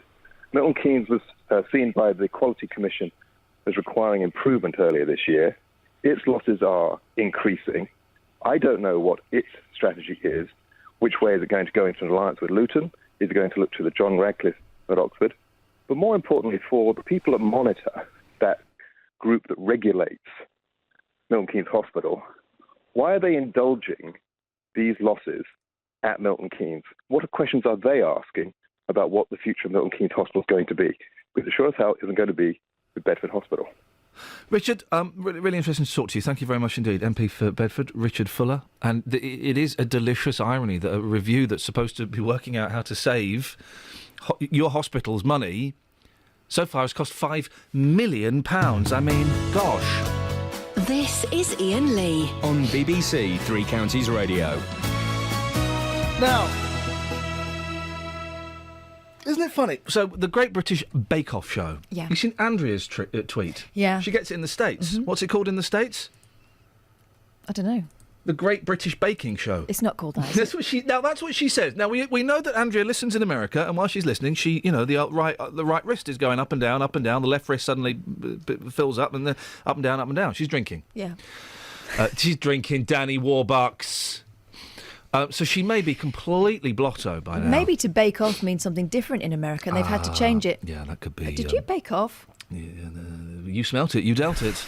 That could be. That could be it. 03459 455 555. We're still giving away Dave Luton and Matt. You can have Matt. You can have Matt. I mean, honestly, we don't even need to check your references for Matt. You just take him. Just turn up with open the boot and we'll shove him in. You can have Marlene too. I mean, she's got a wonky eye, but she's perfectly nice. Well, she is. She's one of the good, nice ones. Yeah. Okay. Hey, how much exercise do you do a day? Not enough. Well, I walk to and from school to pick up the kids. That's probably it. Well, we've been told recently, and I've read this a lot, that American Apparel's gone bust. Yeah, I Good. saw that yesterday. Why good? Well, because their adverts are like porn. Oh, those, yeah. You walk through, they're still going to be operating in the UK, but the first time I saw an American Apparel shop in New York, 'cause my sister gave me a list of stuff to get from American Apparel years ago. I was embarrassed talking. It was like walking into a sex shop. Well, especially because the models they have look about 15. They look like children. And, yeah, they have a lot of... I mean, there's a lot of pant on display. There's a lot... Well, there's not a lot of pant on display. There's a lot of bum on display. Or as they call it in America, ass. And you can't buy those, so it's not fair. You can. Oh, no, not in that shop. No, you have to go further down to Times Square. 30 minutes of exercise a day is what we've been told, OK? 30 minutes? Yeah, a day. It's not enough, says doctors. Do at least twice as much. Hang on, let me do the maths. It says about 45, 50 minutes.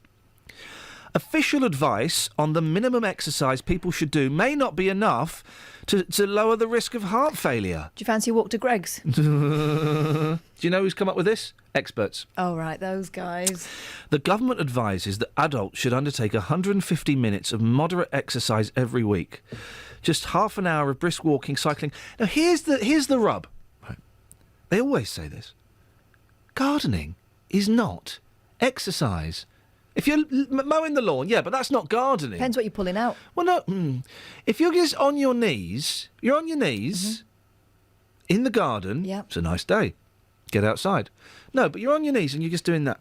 And I'm miming a little trowel. Yeah, but you're not giving it any welly there. A little trowel. You're not going to turn that earth over. I went out in wellies for the first time in years yesterday. And how did it make you feel as a person? My socks rolled themselves down to their toes.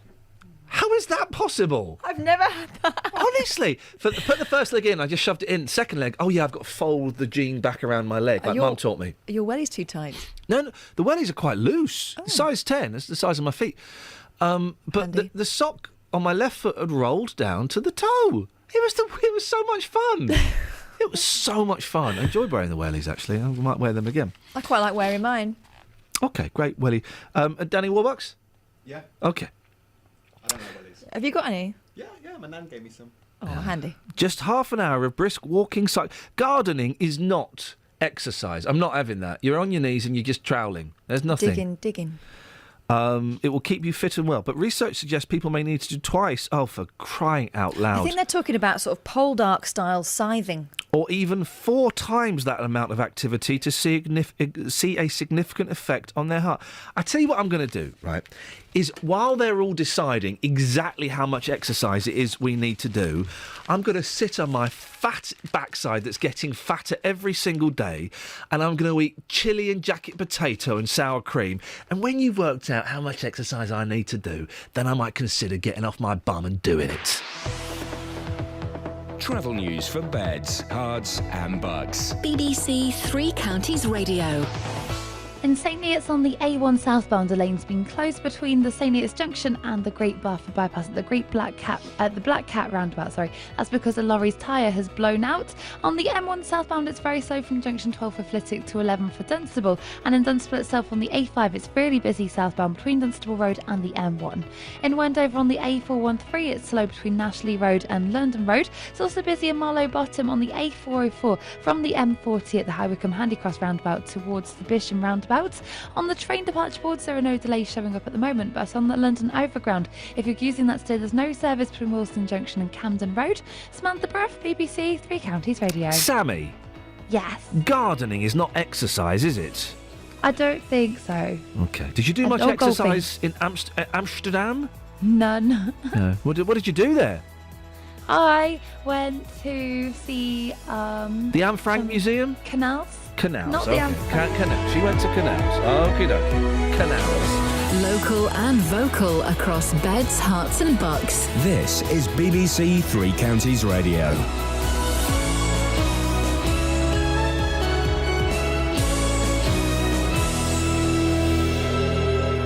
It's 8 o'clock. I'm Simon Oxley. The headlines: critical report into Aylesbury Young Offenders Institute, school's tribute after boy dies in road crash, and Bedfordshire Police Commissioner backs calls to publish report. BBC Three Counties Radio. The senior civil servant responsible for the prison service has admitted that staff shortages have had a serious impact on Aylesbury Young Offenders Institute. Michael Spur, Chief Executive of the National Offender Management Service, was commenting after an inspection report found that the Buckinghamshire Centre wasn't safe enough. More from Danny Shaw. The inspection found that in the last 2 years, the running of Aylesbury Young Offenders Institution had deteriorated. More than half of prisoners reported feeling unsafe at some point, with 155 assaults during the previous 6 months. Some of the violence was gang-related and involved weapons. According to inspectors, staff shortages at Aylesbury were a chronic weakness. There weren't enough officers to conduct all the drug tests required or escort prisoners to education and training, leaving inmates in their cells for long periods. A Buckinghamshire school has paid tribute to a 13-year-old pupil killed in a road crash on Sunday afternoon. Jeremy Toombs, a pupil at St Thomas Fremantle in Winslow, died when the car driven by his mother was in collision with another car on the A413 near Aylesbury. More from Paul Scoynes. In a statement posted on the school's website, they described Jeremy as a much-loved member of their community. Support will be offered to other pupils affected by the tragedy. The schools say their prayers are with Jeremy's mother, who was seriously injured. The boy was a passenger in a Vauxhall Corsa which was in collision with a VW Golf on the A413 at Weedon at around 3:30 p.m. on Sunday. Police are appealing for witnesses. The Home Secretary, Theresa May, will tell the Conservative conference in Manchester today that high levels of immigration make it impossible to build a cohesive society. She will say a distinction must be made between economic migrants and refugees. And parents who refuse to pay fines for allowing their children to play truant will have their child benefit docked under plans to be set out by David Cameron. All the evidence is that if children persistently miss school, they get a worse education, they get worse results, and as a result they have less good prospects for the rest of their lives. So this is about making sure our children get the great future and the great start in life that they need. The Home Office has said it has no power to intervene in the official investigation into the death of a man in custody nearly 2 years after he died at Luton Police Station. In a letter to one of the town's MPs, the Home Office say they're sympathetic with the family of Leon Briggs, but they cannot speed up the IPCC report.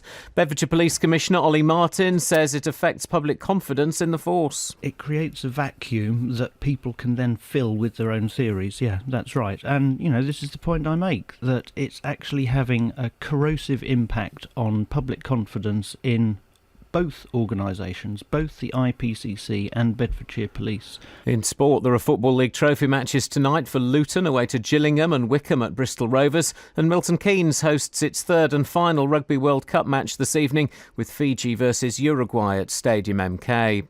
The weather, heavy and thundery showers spreading from the south this morning, a maximum temperature 18 degrees Celsius, and you can get the latest news and sport online at bbc.co.uk/3 counties.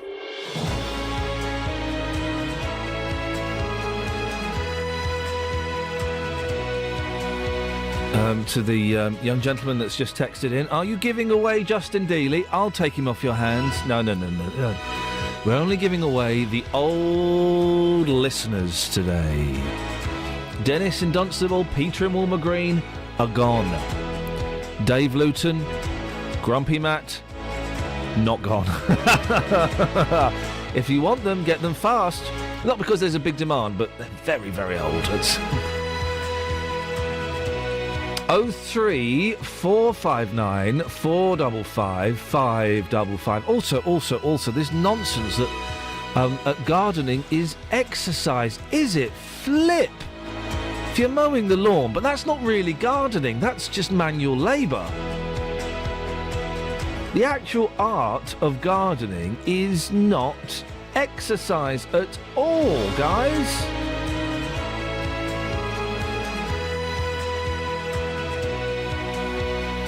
And in America, they call the Great British Bake Off the Great British Baking Show. I mean... Across beds, hearts and bucks. This is BBC Three Counties Radio. American versions of TV shows. They took Fawlty Towers to America. We often buy... We don't do it so much now, I don't think. Buy American shows and make British versions of them. They did the same thing. Do you know who was in the American version of Fawlty Towers? 1 second. Danny Warbucks? Yep. Do you know who's in the British version of Fawlty Towers? Yeah, John Cleese. Okay. Okay. Did you not see the nice bit in Community where the guy goes, oh, cheers, taxi, Fawlty Towers, game over. Did you not? No. Okay, maybe that's an episode 4. Was it Chevy Chase? No. It was the John Cleese character. All right, Manuel was played by Cheech. Right. From Cheech and a Chong. Mexican, I'm guessing. Yeah, Mexican. And the John Cleese character... Oh, this is a great one. I think I've got this right. I'm going to say I've got it right. The John Cleese character, Basil Fawlty, was played by B. Arthur, the blokey one from the Golden Girls. No. Yeah, I believe that to be the case. Dorothy? Is that her name? I think so. I'm sure that's accurate. You can Google it, and if I'm wrong, please don't tell me on it. Please don't tell me at all. We've got a question about, we're selling the aged today. Yes. We've got a question from Sam. I Hello, just want Sam. to clear this up before we proceed because I think a lot of people are wondering this. Sam Yes. from Milton Keynes, do the old people come with blue badges? Oh, yeah. Do you know what? That's an excellent question because that would certainly raise their... they could get them very, very easily. I'm sure we could sort that out. We've got a printer here and a laminator. We can make you a couple of blue badges. Now, Aylesbury Young Offenders Institute is unsafe with high levels of violence amongst prisoners.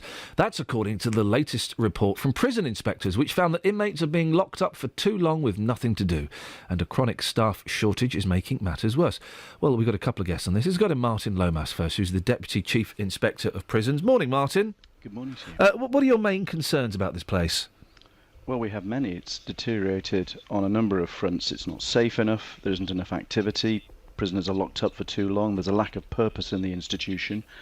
They've got a population there of some very serious young offenders, some of the longest sentences that people under the age of 21 experience. They're held in many of them are held in Aylesbury. They've got high risk. They've got high levels of need. More needs to be done with them. The violence is one of the key things that came out of the report, and one of the contributors to the show, Russ, has just texted in, prisons will never be safe because they're full of the kind of people that end up in prison. There's always going to be the chance of violence, isn't there? Well, of course. I mean, as I've already indicated, there are some very serious offenders in Aylesbury, so it's a challenge and it's a risk, but it isn't inevitable. I think your caller is wrong there. It is a risk. But that's the role and responsibility of the National Offender Management Service to deal with those sorts of risks.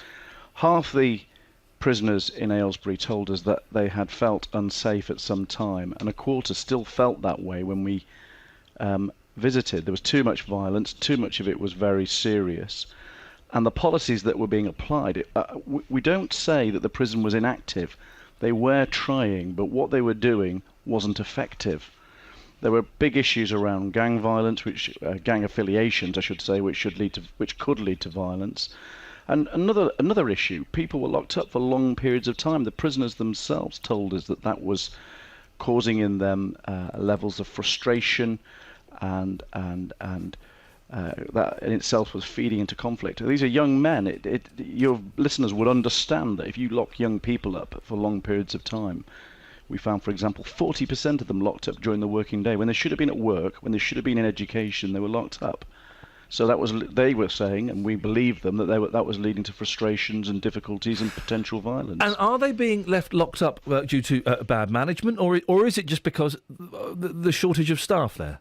Well, staff shortages were a problem, but the prison needed to clarify what it was about, what its purpose was. It's, in some respects, it's a fairly straightforward function. It's, as I've already indicated, it's holding long-term young adult prisoners. The population is quite stable. There aren't many people coming and going, as you often find in other institutions. So there is the capacity to build relationships, build trust, make the experience more purposeful, get these young men invest in their own futures while they're in Aylesbury, so that they can start to address the offending behaviour that got them into prison in the first place. We talk about the violence, talk about being locked up. Care and education and activities that would enable rehabilitation. What were those facilities like? Well, they weren't good enough. They were poorly led, poorly managed. The assessments, the self-assessment process, it's a similar arrangement that would happen in a school in your community. But we found 30 to 40% of these young men locked up when they should have been at work. But that's not acceptable. 25% of them were recorded as unemployed. Now, this is a prison that badges itself as a training establishment. The clue is in the title. It should be there training people, equipping them with skills and capacity so that they can lead a law-abiding life in the future. Are you convinced, finally, Martin, that enough is being done to try and improve things? This report was it was kind of an unannounced kind of knock on the door, wasn't it? We're here to have a look around. So that you caught it as it actually is. Do you think they're doing enough to redress the balance? Well, the place is deteriorating. So at the point we inspected it, no, we weren't sure that they were doing enough. We left them with a whole series of recommendations to do with the reduction in violence, improving the quality of relationships through the application of certain arrangements and processes they have there, and straight and simple, more education and more work and a more meaningful experience for the young men held there. OK, Martin, thank you very much for your time. Martin Lomas, Deputy Chief Inspector of Prisons. Listening to that is Glyn Travis from the Prison Officers Association. Joins me now. Morning, Glyn. Good morning. Glyn, why do you think all these problems are happening at this centre in Aylesbury?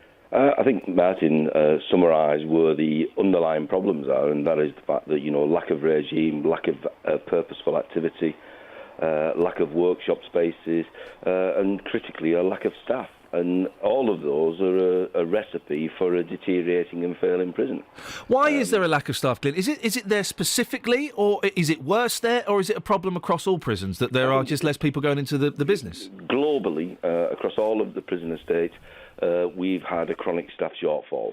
The National Offender Management Services have gone on a massive recruitment campaign, and last year they recruited nearly 2,000 staff. Unfortunately, in the same period, nearly 2,000 people left.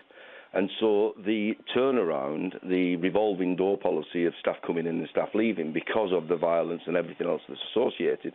And also, you can't get away from the fact, and even, again, the National Offender Management Services have recognised it now, is the pay that they're offering new prison staff is just simply not comparable with that of other employers, and therefore the pool of people to come in is simply drying up. What if I were to go into the business today, what would I get? What's the starting wage? For 39 hours a week, you're looking at starting on around £21,000 a year. Blimey. Blimey, yeah, I can see why it's not particularly attractive. Do you know anything specifically about the violence that's been mentioned in Aylesbury? Yeah, I mean, I was at Aylesbury early on this year. I could see the problems that the Chief Inspectorate have identified. I walked around the establishment, I spoke to the governor, I spoke to the staff. Morale is very low. Interaction between prisoners is very, very poor. And we've seen some very, very horrific assaults on staff. Premeditated assaults, which has led to one offender receiving a life sentence with a minimum of a 12-year tariff. And that tells you how serious some of the violence is within Aylesbury Prison. I'm just looking at some of the words that are used to describe the Aylesbury Young Offenders Institute. The Howard League for Penal Reform describe it as dire, dangerous and disastrous. Would you agree with that? Absolutely. What you've got to remember is it's dire, dismal and dangerous, and staff are working in there 365 days a year and trying to address the needs, right, of over 500 offenders, all serving long sentences, as Martin quite rightly pointed out. But also, how do we interact with that population? How do we deal with that when we've not got the basic provision of regime? Right? How does staff cope in an environment where violence is an everyday occurrence and the threat of gang cultures and growing problems within the population is there? And the National Offender Management Service, the government, the Secretary of State needs to take a hard look at what the problems are within our prisons and decide what they want prisons to do. We don't want prisons as warehouses. We want prisons to be education facilities for offenders, not for their education in relation to reading, writing, because that's part of it, an education of life, so that when they are in prison, that they come out of prison and may have a chance of leading law-abiding life and not coming back on the roundabout and coming back into prison within a year. Now, that sounds like, Glenn, it's going to cost a load of money. And there ain't none for anybody, is there? It's unlikely that prisons are going to get more cash. It's very unlikely that prisons are going to get more cash, but the bottom line is it's like everything. If you fail to invest, right, then all that you're doing is you're investing in failure. And the government need to recognise that you cannot continue. They've cut and cut and cut over the last 5 years. They've cut pay, they've cut terms and conditions, they've cut prison places, right, and therefore prisons now are at rock bottom. Now, we either try and make prisons work and save money in the longer term, or what we accept is that prisons are simply going to be a warehouse, and that's no good for anybody, because all what that will do is to encourage more and more people to come into prisons for longer recidivism, and that's a recipe for disaster for the taxpayer, because eventually the tax and the cost to the taxpayer will grow and grow and grow. As the prison population grows, where we are now to a potential 100,000 by 2020. Glyn, it's a bleak picture, but I really appreciate your thoughts this morning. Thanks very much. It's a pleasure. Take care. Thank you, Glyn. Glyn Travis from the Prison Officers Association. That was interesting, wasn't it? I enjoyed him. He was good. 034. Keep his number. 03459 455 555. BBC Three Counties Radio. Let's get the Trav. Travel news for beds, cards and bugs. BBC Three Counties Radio. There are delays on the A1 southbound from St Eaton-Soken towards the Black Cat roundabout. That's because a lorry's broken down because a tyre's blown out. On Grafton Street in Wolverton, there's reports that a lane's been closed in both directions at the Stonebridge roundabout because of an accident. And on the A404 in Marlow Bottom, it's very slow between the M40 at the High Wycombe Handycross roundabout and the Bisham roundabout. It's also busy on the M25 anti-clockwise between junction 19 for Watford and 16 for the M40. And there are queues southbound on the M1 between junction 12 for Flitwick and 11 for Dunstable. Samantha Bruff, BBC Three Counties Radio. Thank you very much, Sammy.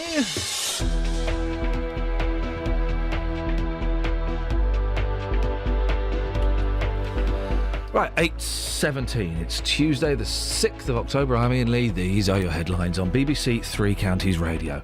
A report into Aylesbury Young Offenders Institute says it's not safe enough with high levels of violence amongst prisoners and a chronic shortage of staff. A Buckinghamshire school has paid tribute to a 13-year-old pupil killed in a road crash in the county on Sunday afternoon. And the Home Office says it has no power to intervene in the official investigation into the death of Leon Briggs, nearly 2 years after he died at Luton Police Station.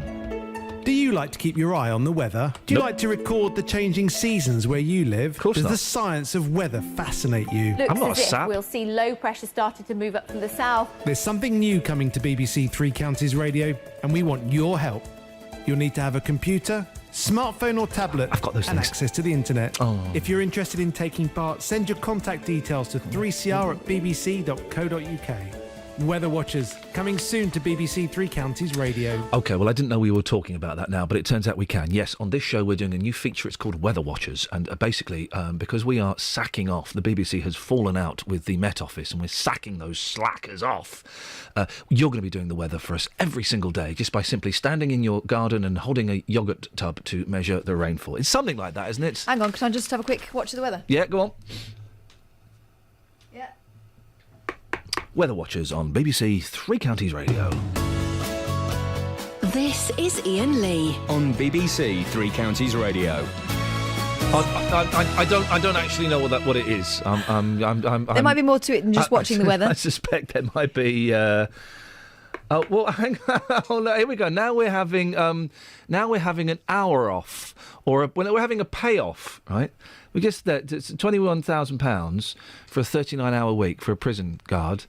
21k for a 39-hour week, lucky bugger. I'm on 23k for 50, a newly trained teacher. But Wendy, you're less likely to get shivved by one of your... Well, saying that recently... I've said less likely. Yeah, there's not much... you're right, there is less chance of you being shanked in the showers, as it could happen there.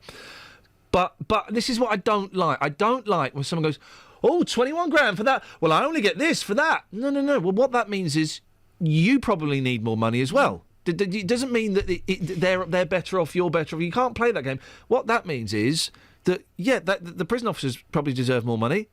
You probably deserve more money. So let's not play tough break top trumps. No, tough break top trumps. Top trumps. Tough break top trumps. It's tough break top trumps for me, Janet Street Porter.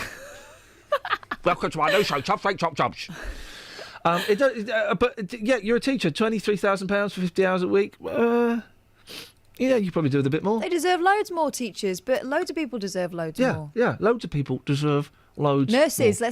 If they can get involved in the top trumps. Who's this plum? Which one? Because I've got names here. Go dig an allotment. That's Matt. Which Matt? Another Matt. Matt in Wolverhampton. No. Go to dig an allotment, then tell me that gardening is an exercise.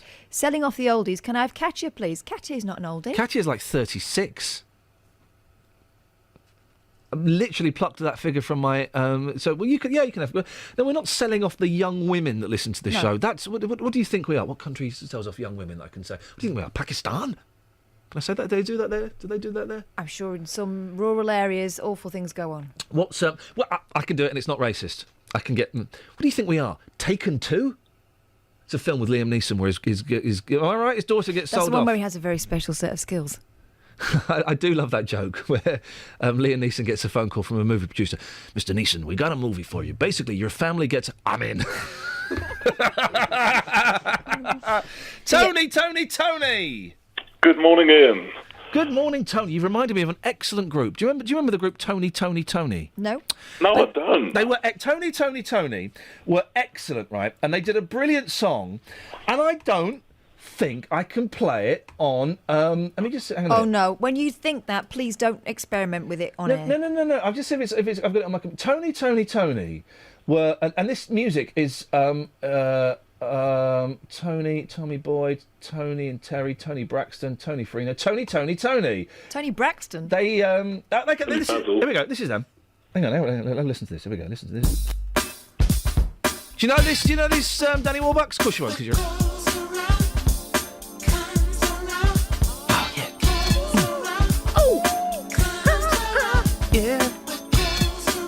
Yeah. Let me tell you now. Yeah. Gonna give it to you hot now. What? Okay, that's a. But the one I can't play. Poor Danny just got danced at by 2 middle-aged idiots. Oh. Not my music. Hang on. It's not really my music, but listen. 1993. Future. You don't know this? My ex-girlfriend is a. I'm riding the fader.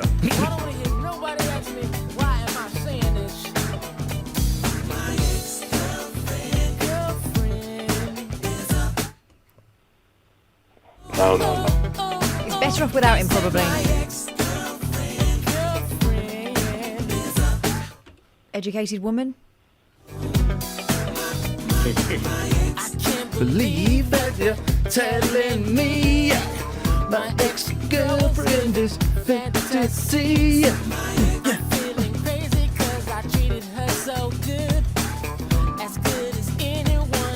Neighborhood. Oh, my. I should have known better because they all told me that there were even more than 2 or 3. Hang on, Tony, bear with me. Oh, crikey. I was so into myself. Yeah. I wouldn't listen to no one else. Yeah, my ex-girlfriend, is a... Woman of loose moral value, apparently. They tell me that my ex-girlfriend, is a... Hooch. Ooh, oh, yeah. It's a good song. Did I get the idea? Is that what she was? You got the gist. idea. You got the idea. It's this is a great song. Hang on. It's Tony Day, guys. Each Tony is spelt slightly differently. Yeah. Yeah. Tell me, mama, where did we go wrong? Calling me mama. Tell me, mama, can we work it out again? Yeah. Tell me, mama, did we ever go wrong? Used to bring you flowers each and every day. That doesn't scan. I thought he was going to sing something about a bong. I've got to be careful because they might be a little bit sweary. Yeah. Tony! Every time you call in, I'm going to play a track from the excellent Tony album. What would you like to say this morning, sir? Good morning, Ian. Good morning, Tony. You're selling off the old people. No, we're giving them away, mate. Give them away. I will take them because one of them in particular has haunted me throughout my life. Haunted you? Well, there's a good chance of that. You mean they're not actually alive? They've been dead for a long time? Well, it feels like that, Ian. Yeah, tell me about it. Grumpy Matt. Oh, dear. You want him? Well, 50 years ago, I was living in Bury Park in Luton, and my mum used to send me down to the butcher's. Yeah. And she'd say, go to that nice young Irishman. He'll always give some nice meat, yeah? Oh, I That's not euphemism. Okay, good. Yeah. And then 35 years ago, I got a job at the Cash and Carry. Yeah. And Matt was a resident butcher there. Oh, no. 2 years ago, I discovered Iain Lee on the radio. Good morning. He's there again every time. I can't get away from the man.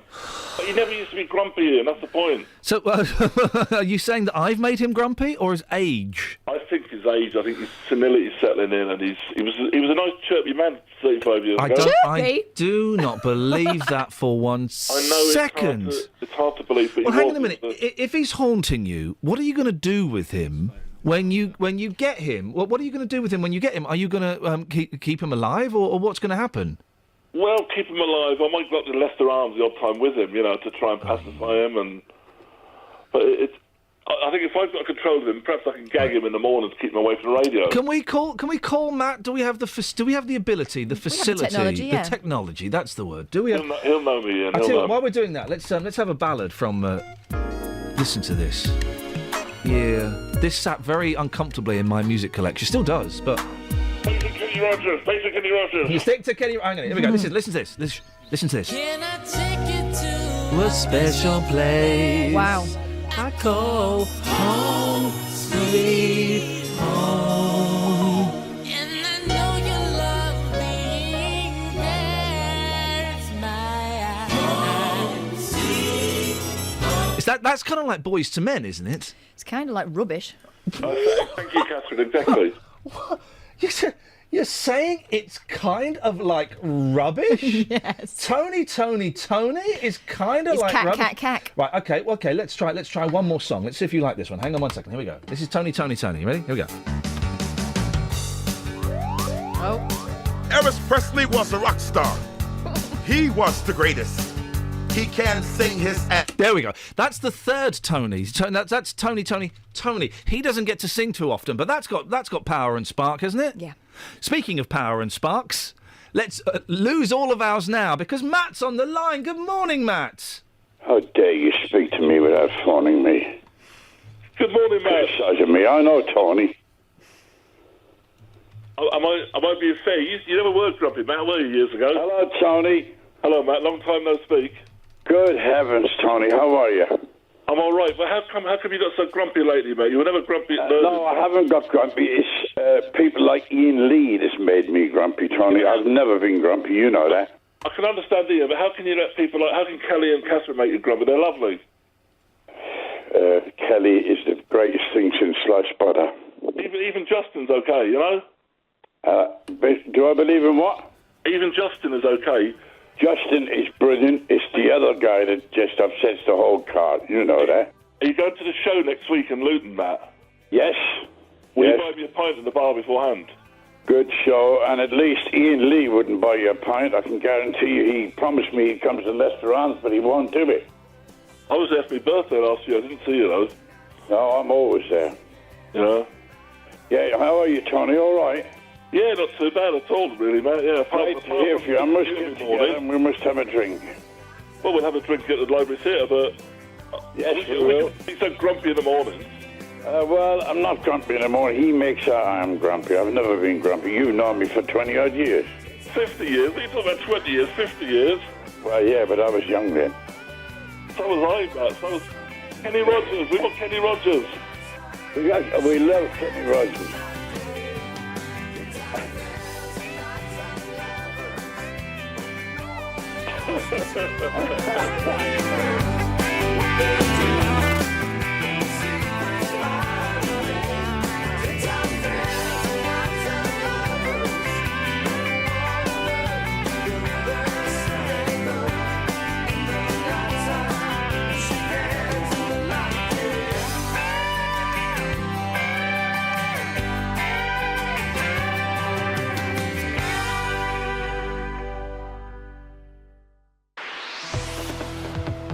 Travel news for beds, cards and bugs. BBC Three Counties Radio.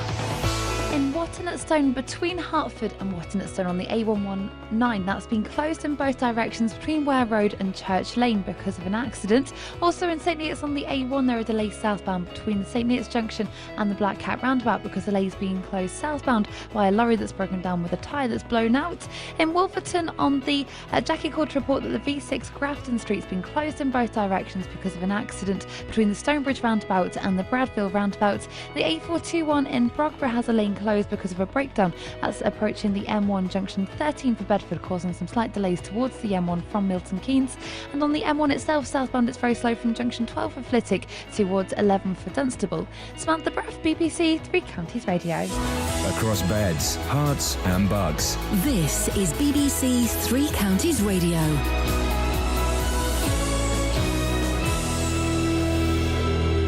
It's 8:30. I'm Simon Oxley. A report into Aylesbury Young Offenders Institute says it's not safe enough with high levels of violence amongst prisoners and a chronic shortage of staff. A Buckinghamshire school has paid tribute to a 13-year-old pupil killed in a road crash in the county on Sunday afternoon. Jeremy Toombs, a pupil at St Thomas Fremantle in Winslow, died when the car driven by his mother was in collision with another car on the A413 near Aylesbury. And the Home Office says it has no power to intervene in the official investigation into the death of Leon Briggs, nearly 2 years after he died at Luton Police Station. Three Counties Sports. BBC Three Counties Radio. There are Football League trophy matches tonight for Luton and Wickham. Luton will make changes for the trip to Gillingham with injured striker Craig McHale-Smith among those missing. It could mean a start for Jack Marriott after his 2 goals off the bench on Saturday. Wickham go to Bristol Rovers with Marcus Bean suspended, although manager Gareth Ainsworth may have rested him anyway. We'll have to reshuffle without Marcus on Tuesday. He might have been one of the ones arrested anyway. You know, he's getting on and his legs were... been used all season. He's done really well for us, and like I say, it's time now for maybe somebody else to come in and show them what they've got. And you can hear commentary on the matches involving Luton and Wickham in tonight's Three Counties Sport from 7. A reminder that Wickham's league match at Bristol Rovers on Saturday has been postponed due to international call-ups for the Bristol side. In the National League tonight, Boreham Wood are at Kidderminster. Liverpool hope to appoint Jurgen Klopp to replace sacked manager Brendan Rodgers by the end of the week. The former Borussia Dortmund coach is favourite to take over at Anfield, as Ben Smith reports. Talks are underway. I'm told progressing very well. It's my understanding that Klopp has been talking to Didi Hamann, his compatriot and former Liverpool midfielder, over the past week, just to get his views on the city, the club, the fans, what it means to be the Liverpool manager. He is, I'm told, very open to joining Liverpool. He likes the idea of this project, and he's certainly got that at Anfield at the moment. He's willing to work with the transfer committee, but he does want the final say, and that's not something Brendan Rodgers had during his time there. And Milton Keynes hosts its third and final Rugby World Cup match this evening with Fiji versus Uruguay at Stadium MK. BBC Three Counties News and Sport, the next full bulletin at 9. Across beds, hearts and bucks. This is Iain Lee. BBC Three Counties Radio. All right. So as whenever one industry mentions its salary and says that they don't think they get enough, another industry that's also underpaid will then step in and say, well, wait a minute, I get less than that, or I get the same as that, but I'm working more hours. That's not fair. So we're not playing that game. But have you seen that? That is it a text from Steve? Yes, I Read have. that out. It's beautiful, beautiful. I'm on 35 grand for sitting on my bum playing on spreadsheets and reading The Guardian online. I definitely don't deserve my salary. If you want to call in and tell us you get paid too much, you don't have to give us the figures. But if you want to phone in and say, do you know what? I get paid too much, and I'm guys, I'm the first one to put my hand up. I get paid way too much for what, as one texter has called. More and more a self-indulgent show. You know that one texter is the one texter who sends us a text every day to tell us how much he disapproves of us. Morning, Janet. And is a key part of my show. Thank you.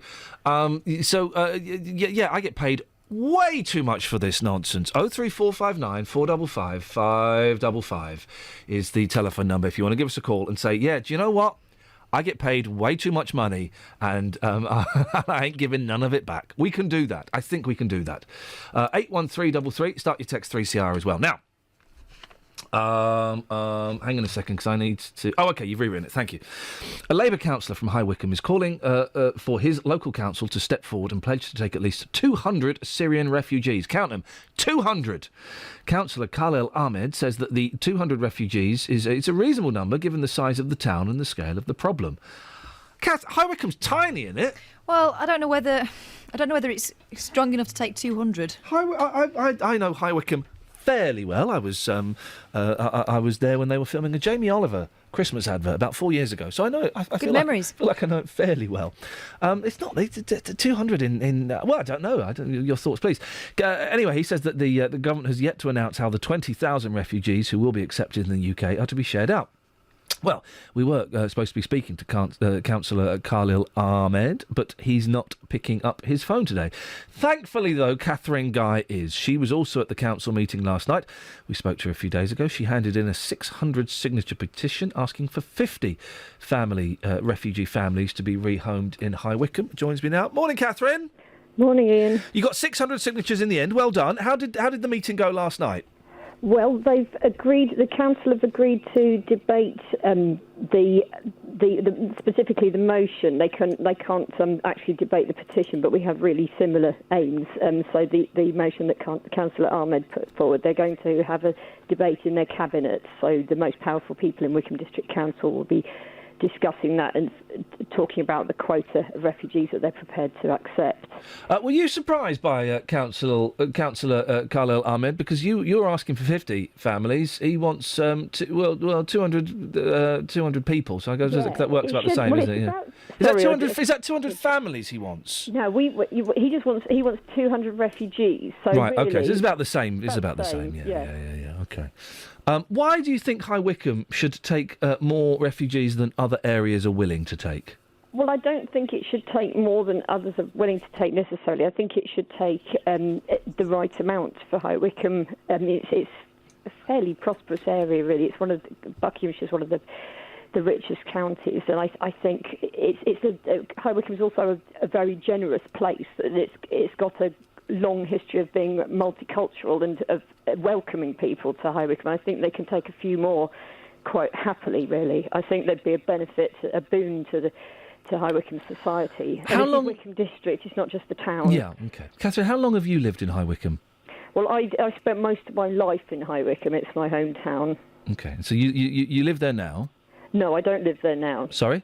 I don't actually live there now. I'm speaking to you from High Wycombe, but I don't live there now. Oh. I think you're probably aware of that because I've said that to your. I think I've already spoken to your researchers about that, but that doesn't mean that I can't be part of a campaign. No, it doesn't mean that you can't be part of a campaign, but it does raise questions, doesn't it? Whereabouts do you live now? I live in Bristol. And how many people are you campaigning for Bristol to take? We're campaigning for a lot of people. I haven't been very involved in the Bristol campaign for the last few days. Because it could be argued, couldn't it? It could be argued that. Mm-hmm. It's. I mean, what's the difference? What's the difference between Bristol and High Wycombe? 150 miles, 100 miles. It could be. It's easy to argue for a town 100 miles away to take a bigger share of refugees than your own town. That you could understand why people might be going. I am arguing for my own town. I've been campaigning in Bristol. It's just that for the last few days, the last few weeks, really, I've been concentrating on High Wycombe because that's where my petition. But why not let the people in High Wycombe decide? You know, you can understand. It could be argued that you have less. You should have less input in a town that you don't live in. Less input than the people who live in the town and who will have to have these 50 families that you're campaigning for living amongst them. But all I did was I started a petition and I've been communicating with people in Wycombe about it, and that's all I did because there wasn't one for High Wycombe and I noticed that. So but maybe that's because the people of High Wycombe didn't want it. But many people have signed it, and just because... And do they live in High Wycombe? Just because other people have signed it doesn't mean that they weren't supportive of the idea of having refugees coming to High Wycombe. Do they all live in High Wycombe? Not everybody who signed it lives in High Wycombe. What's the percentage of people who signed it who live in High Wycombe? My maths is really terrible. I don't know the percentage, but it's a large percentage. Because it's so... Maybe they're all people that live in, like, Slough or something, and they don't want the Syrian refugees in Slough or Windsor or somewhere nearby. So, there's a petition to have it 10 miles away in High Wycombe. Beautiful, yes. You take them, Wycombe. People are much better than you think they are, I think, or than you're suggesting. I think you must be playing devil's advocate. Most of the people who signed it, in fact, everybody who signed it has an interest in High Wycombe. They're either living there, which is the vast majority. It's all HP 15, HP whatever postcodes. There's a few people who work in High Wycombe or study there who live locally but don't live in Wycombe. There's people from Wycombe district who don't actually live in the town and live in the villages around. Then there's a few people, literally 4 people, as far as I know, maybe 5 who used to live there and are very interested in affairs in High Wycombe. It doesn't mean that they don't want refugees in the place they're living now. These people are also campaigning to have refugees coming to their present abode, so the place of abode rather. So this doesn't mean that they're just saying not in my backyard at all. Okay. All right, Catherine, listen, I appreciate your time. Thank you very much indeed. 03459 455 555 is the telephone number. Now, here's an interesting story that got you, a lot of you, hot under the collar. The dog collar. Oh, I did a clever thing there. I didn't realise I did it until after I did it. I went, oh, flipping it. It's like Wally Webb, isn't it? Proper professional. Would you want a medal? Is there one going? I'll make you one. Thanks very much indeed. If it looks like a cup of coffee, then that would be awesome. Do you remember this story? We talked about this. The Royal Mail were refusing to deliver to 120 homes in Aylesbury after a postman was attacked by the same dog 3 times. I think was it a Yorkie? It was attacked. It was by a terrier-type dog. A vicious little so-and-so. And it was an elderly woman who had this dog. And what was interesting was the residents that we spoke to were angry with Royal Mail when I was kind of saying, well, maybe Royal Mail could be a little bit more flexible, but the guy doesn't, the postal worker should be able to go to work and not get attacked. I also thought, and Catherine I think came along with me, that maybe there was a little bit more to this story than we suspected. Well, because the older lady had been asked several times to make some changes to keep the dog inside or to keep it muzzled. Yeah. So, and it attacked the same person 3 times. We kind of wondered why.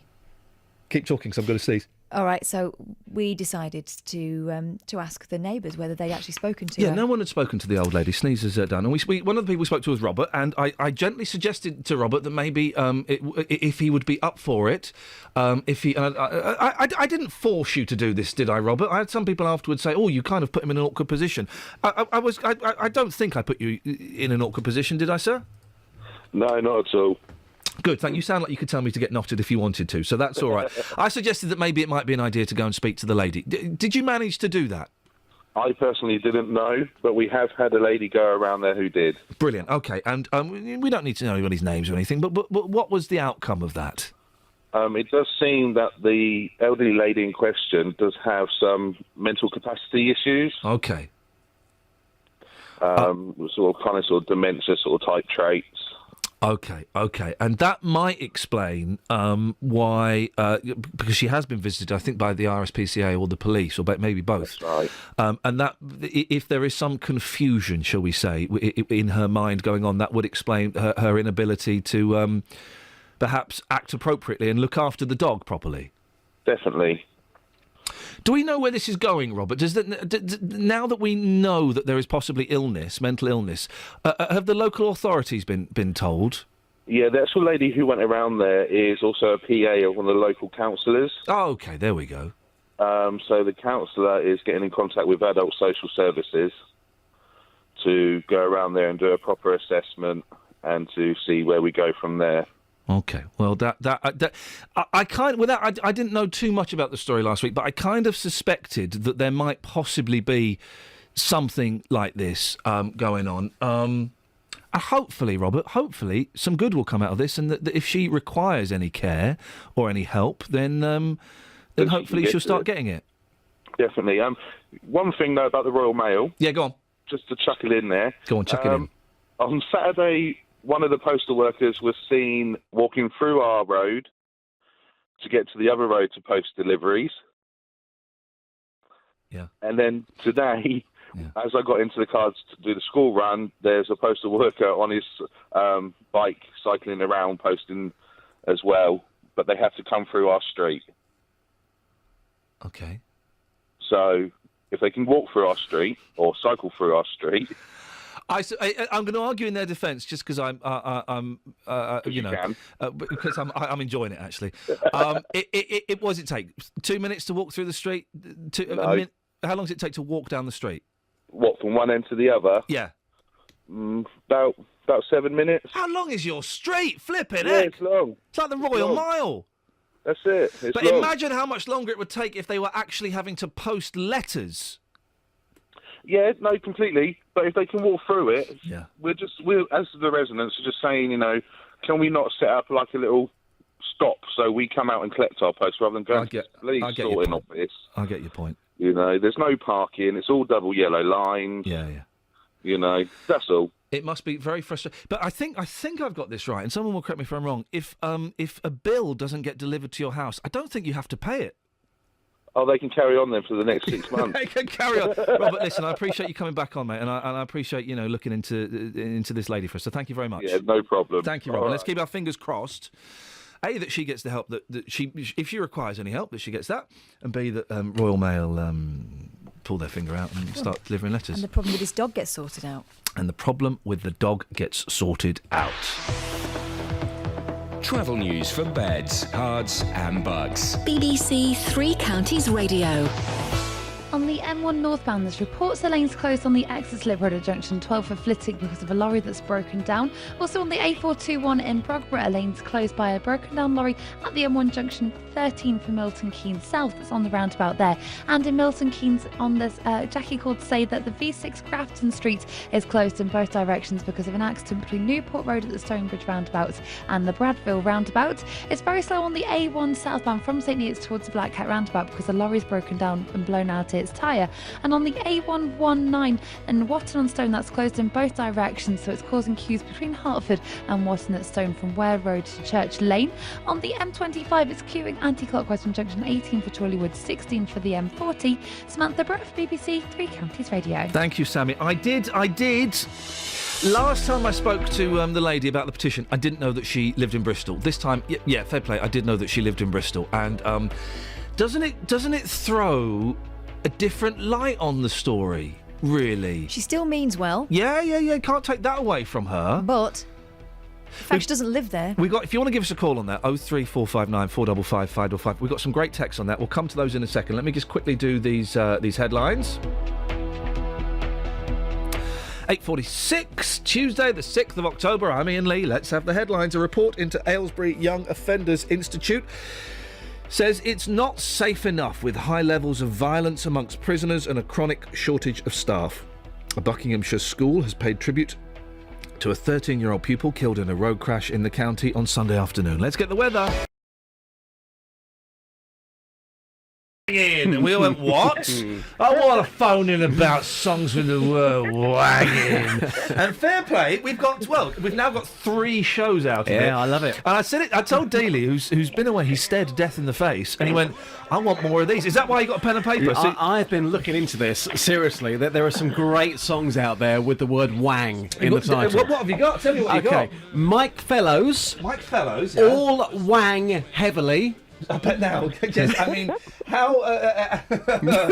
oh, do you know what? I can't find... Mike, how are you spelling Fellows? Fellows. Mike Fellows, all wang heavily. Okay, well, I don't have that on this computer, which is connected to the internet. There is the Wang Wang Doodle. Howlin' Wolf did a great version of that one. Oh, I listened to that last night. But as with all old blues songs, you know they're filthy. Yeah, absolutely. Are you having a bath, Kiri? No, I'm just getting out my car, sorry. Okay, is your car full of water? Justin, I've got a better one than you've got. Yeah, go on then. A better wang? She's got a better... Her wang's better than yours. Okay. Well, I was thinking of things that rhymed with wang, and I got to poo-tang. And No, you can't go there. You can't go there. That's rude. No, it's not. And it's a place. And anyway, I've now found a song by Ted Nugent, which is called Wang Wang Poo Tang. No, I think that means something. Well, I mean, of course, the greatest Wang song that we've got is. You've heard this? I've heard this, yeah. Shoop, shoop, diddy, wop. Come a wang dang, shoop, shoop, diddy wop. Come a wang dang, shoop, shoop, diddy wop. Come a wang dang. Shoop, shoop, diddy wop. Come a wang dang, shoop, shoop, diddy wop. Come a wang dang, shoop, shoop, diddy wop. Come a wang dang. That's your fault, Kerry. What else you got, Just? This is my favourite one, okay? X-I Wang, yeah, by Dave Wang. That's good, yeah. That is a great track as well. I think that's just like those are just Chinese names that you've just said. Well, Do you mean Zai Wang by Dave Wang? No, X-I Wang, I'm calling it. X-I Wang by Come Dave on, Wang. Listen, we could pick on Justin for many things, but not being able to pronounce complicated Chinese names, I think we can let him get away with that one, seriously. Also, You've got to listen to this one, though. No. No, Don't mention that one again, Kiri, because that is filth. You can't mention that one I've again. got 2 more here. Go on. Go. Shh. Justin's got more. Go. Wang Feng, Fly Higher. Wang Feng? Yeah, Wang Feng, Fly Higher. And also, Lee Hom Wang. Oh, this is just people's Forever names. Love. Well, there's not many in my jukebox. I've gone through the whole of my jukebox. These are all the wangs that I've got. Well, He's not left. He has not left a single wang untouched. I think your show on Saturday should just be all the songs with wang in it, then. Well, the thing is, Justin's doing a show on Saturday at 6 till 9. Catherine and I are going down the rabbit hole at midday. That's 5 hours of wang. 5 hours. You're on commercial radio. It's your wang weekend. Let's do that. And we're all laughing because it sounds like something rude, yeah? Is that why? That's why I'm laughing. Yeah, guys? I just think it's unusual. Okay. It's different. It's niche. It's niche. Now, I'm at my wit's end. Have you got anything else for us, Kerry, or shall I just cut you off? Well, say goodbye before you cut me off. No, I'm not going to do that. There we go. It's what your first breakfast show Saturday? We just mentioned 6 till 9. Yes. Apart from the Wang phone him, yeah, which I believe he's calling. I believe he's calling "Get Your Wangs Out," which I'm not sure if that's risky. Not as risky as some of the people were saying. I should make a compilation album. Some of the titles they were coming up with. I saw those. The King of Wang. Thing is, I would buy that album. I know you would. No, you would. What else can we expect from your show? On Saturday between You don't know yet, do you? I do know. Has Tony Fisher interviewed Nick Kershaw for you yet? No, he pulled out of that one. Well, Who pulled out? Tony pulled out because he thought that the sinkhole in St Albans was more important than Nick Kershaw. What? I know, incredible. Do you know what? You got off lightly because when I mentioned it to Tony, you're interviewing Nick Kershaw, he said, yeah, I am. What band was he in? So you got off lightly. So yeah, Nick Kershaw maybe the week after, but I think we've got Gareth Gates this weekend, and we're launching a new feature called The Wheel of Fortunes. Oh, okay. yes. And how does that work? It's basically we spin the wheel, but we're looking for a voiceover. We're looking for Sadiq. You know Sadiq, the taxi driver in Luton. Yes, I we mean, can't track him down. Well, I could probably doorbells with him. Stetson. Yeah, we've got enough that's to. We've got enough Doorbells. to recreate him. Stetson. Okay. You can't find him. We can't find. No. We can't find Sadiq. So basically, we spin the wheel. Sadiq hopefully will be the voiceover artist, and we pick a different subject every single week, i.e., girls' names. So the four best songs. Lola. Yeah, could have that one. Eloise. Or, Joanna, Give Me Hope. Oh. Yeah, you see, We with just different need one subjects more. every week. One more. Kath, give us one. For what? The girls' name songs. Jessica. Well, that's not. What song is that? No, no, no, no, no, no, no, no, no. That's the no, Top no, Gear no, theme. no. Yeah, it's called Jessica. No, it's Yeah, we would prefer it to be sung in the song, though. Jessica. You see what I'm saying? So that and much more. Okay. We kick off this weekend at 6 o'clock. Okay, we'll do it. It's anything else for us? No, I think I'm done. On your merry way, Thank you, boss. geezer. On your merry way. Thank you very much indeed. 03459 455 555. We've got some cracking texts, Catherine. Well, primarily about the lady we were speaking to. I've my computer's gone to. Yeah, Matt in Wolverhampton, where can I sign his petition? This is basically the petition that has been set up by a woman. It's had 600 signatures, and it was Catherine Guy. That was the lady's name. That's what I was trying to find. And last time I spoke to her, I didn't know that she didn't live in High Wycombe. She wants 50 refugee families to be housed in High Wycombe. Today I did know that she lives in Bristol, and it just doesn't it change the story. I don't know if it should change the story. Maybe it shouldn't, because she's still trying to do good, but it does change the story.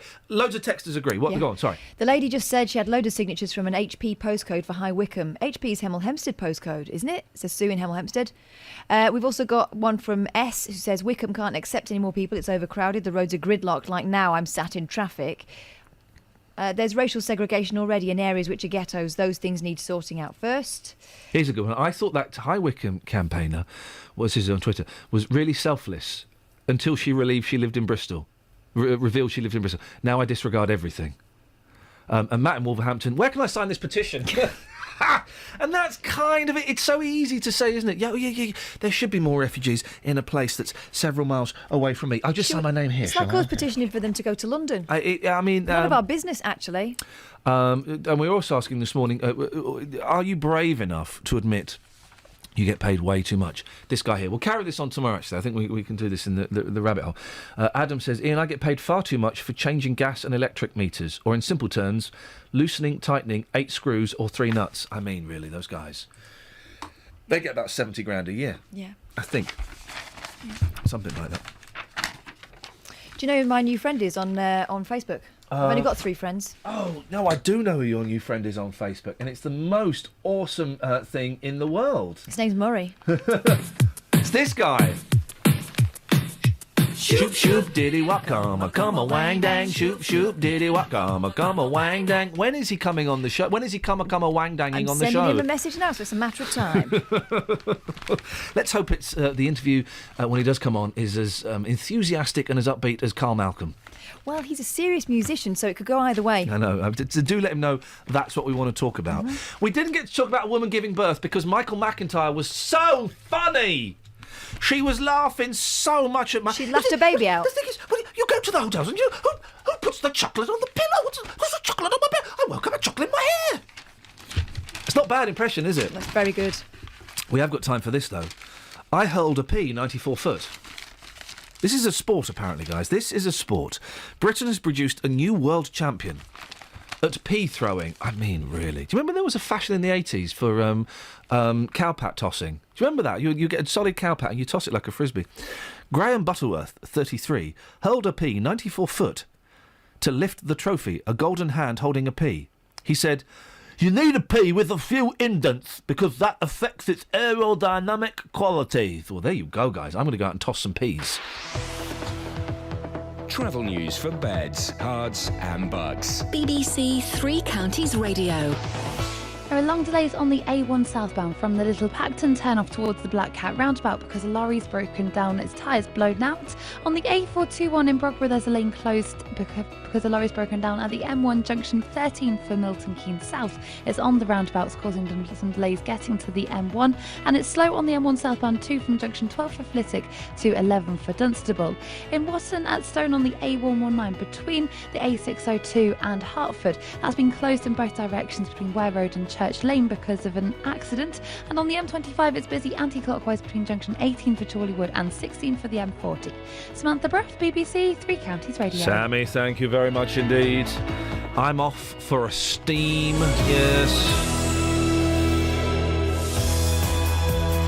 Thank you, Danny Warbucks. Thank you, Justin Dealey. Thank you, Catherine Boyle. We've still got Dave Luton to give away tomorrow. And also, do you earn too much money? Till tomorrow at 6. Ta-ta. Local and vocal across beds, hearts and bucks. This is BBC Three Counties Radio. Thank you, Ian. Good morning. Welcome to the JVS show. I'm Jonathan Vernon Smith. It's Tuesday. It's 9 o'clock. And on today's Big Phone In, do you think mass immigration has damaged Britain? Conservative Home Secretary Theresa May will warn today that the level of immigration into this country is too high. She'll argue having too many immigrants coming all at once makes it impossible to create a cohesive society. And immigration puts pressure on schools, hospitals, housing and transport, whilst forcing down wages and putting some people out of work. In short, she'll admit today that the large numbers of people coming to Britain has not been in the national interest. Well, this morning I want to hear your reaction to this. Do you think mass immigration has damaged Britain? If so, how? Pick up the phone, come on and have your say. Here's my telephone number. It's 03459 455 555.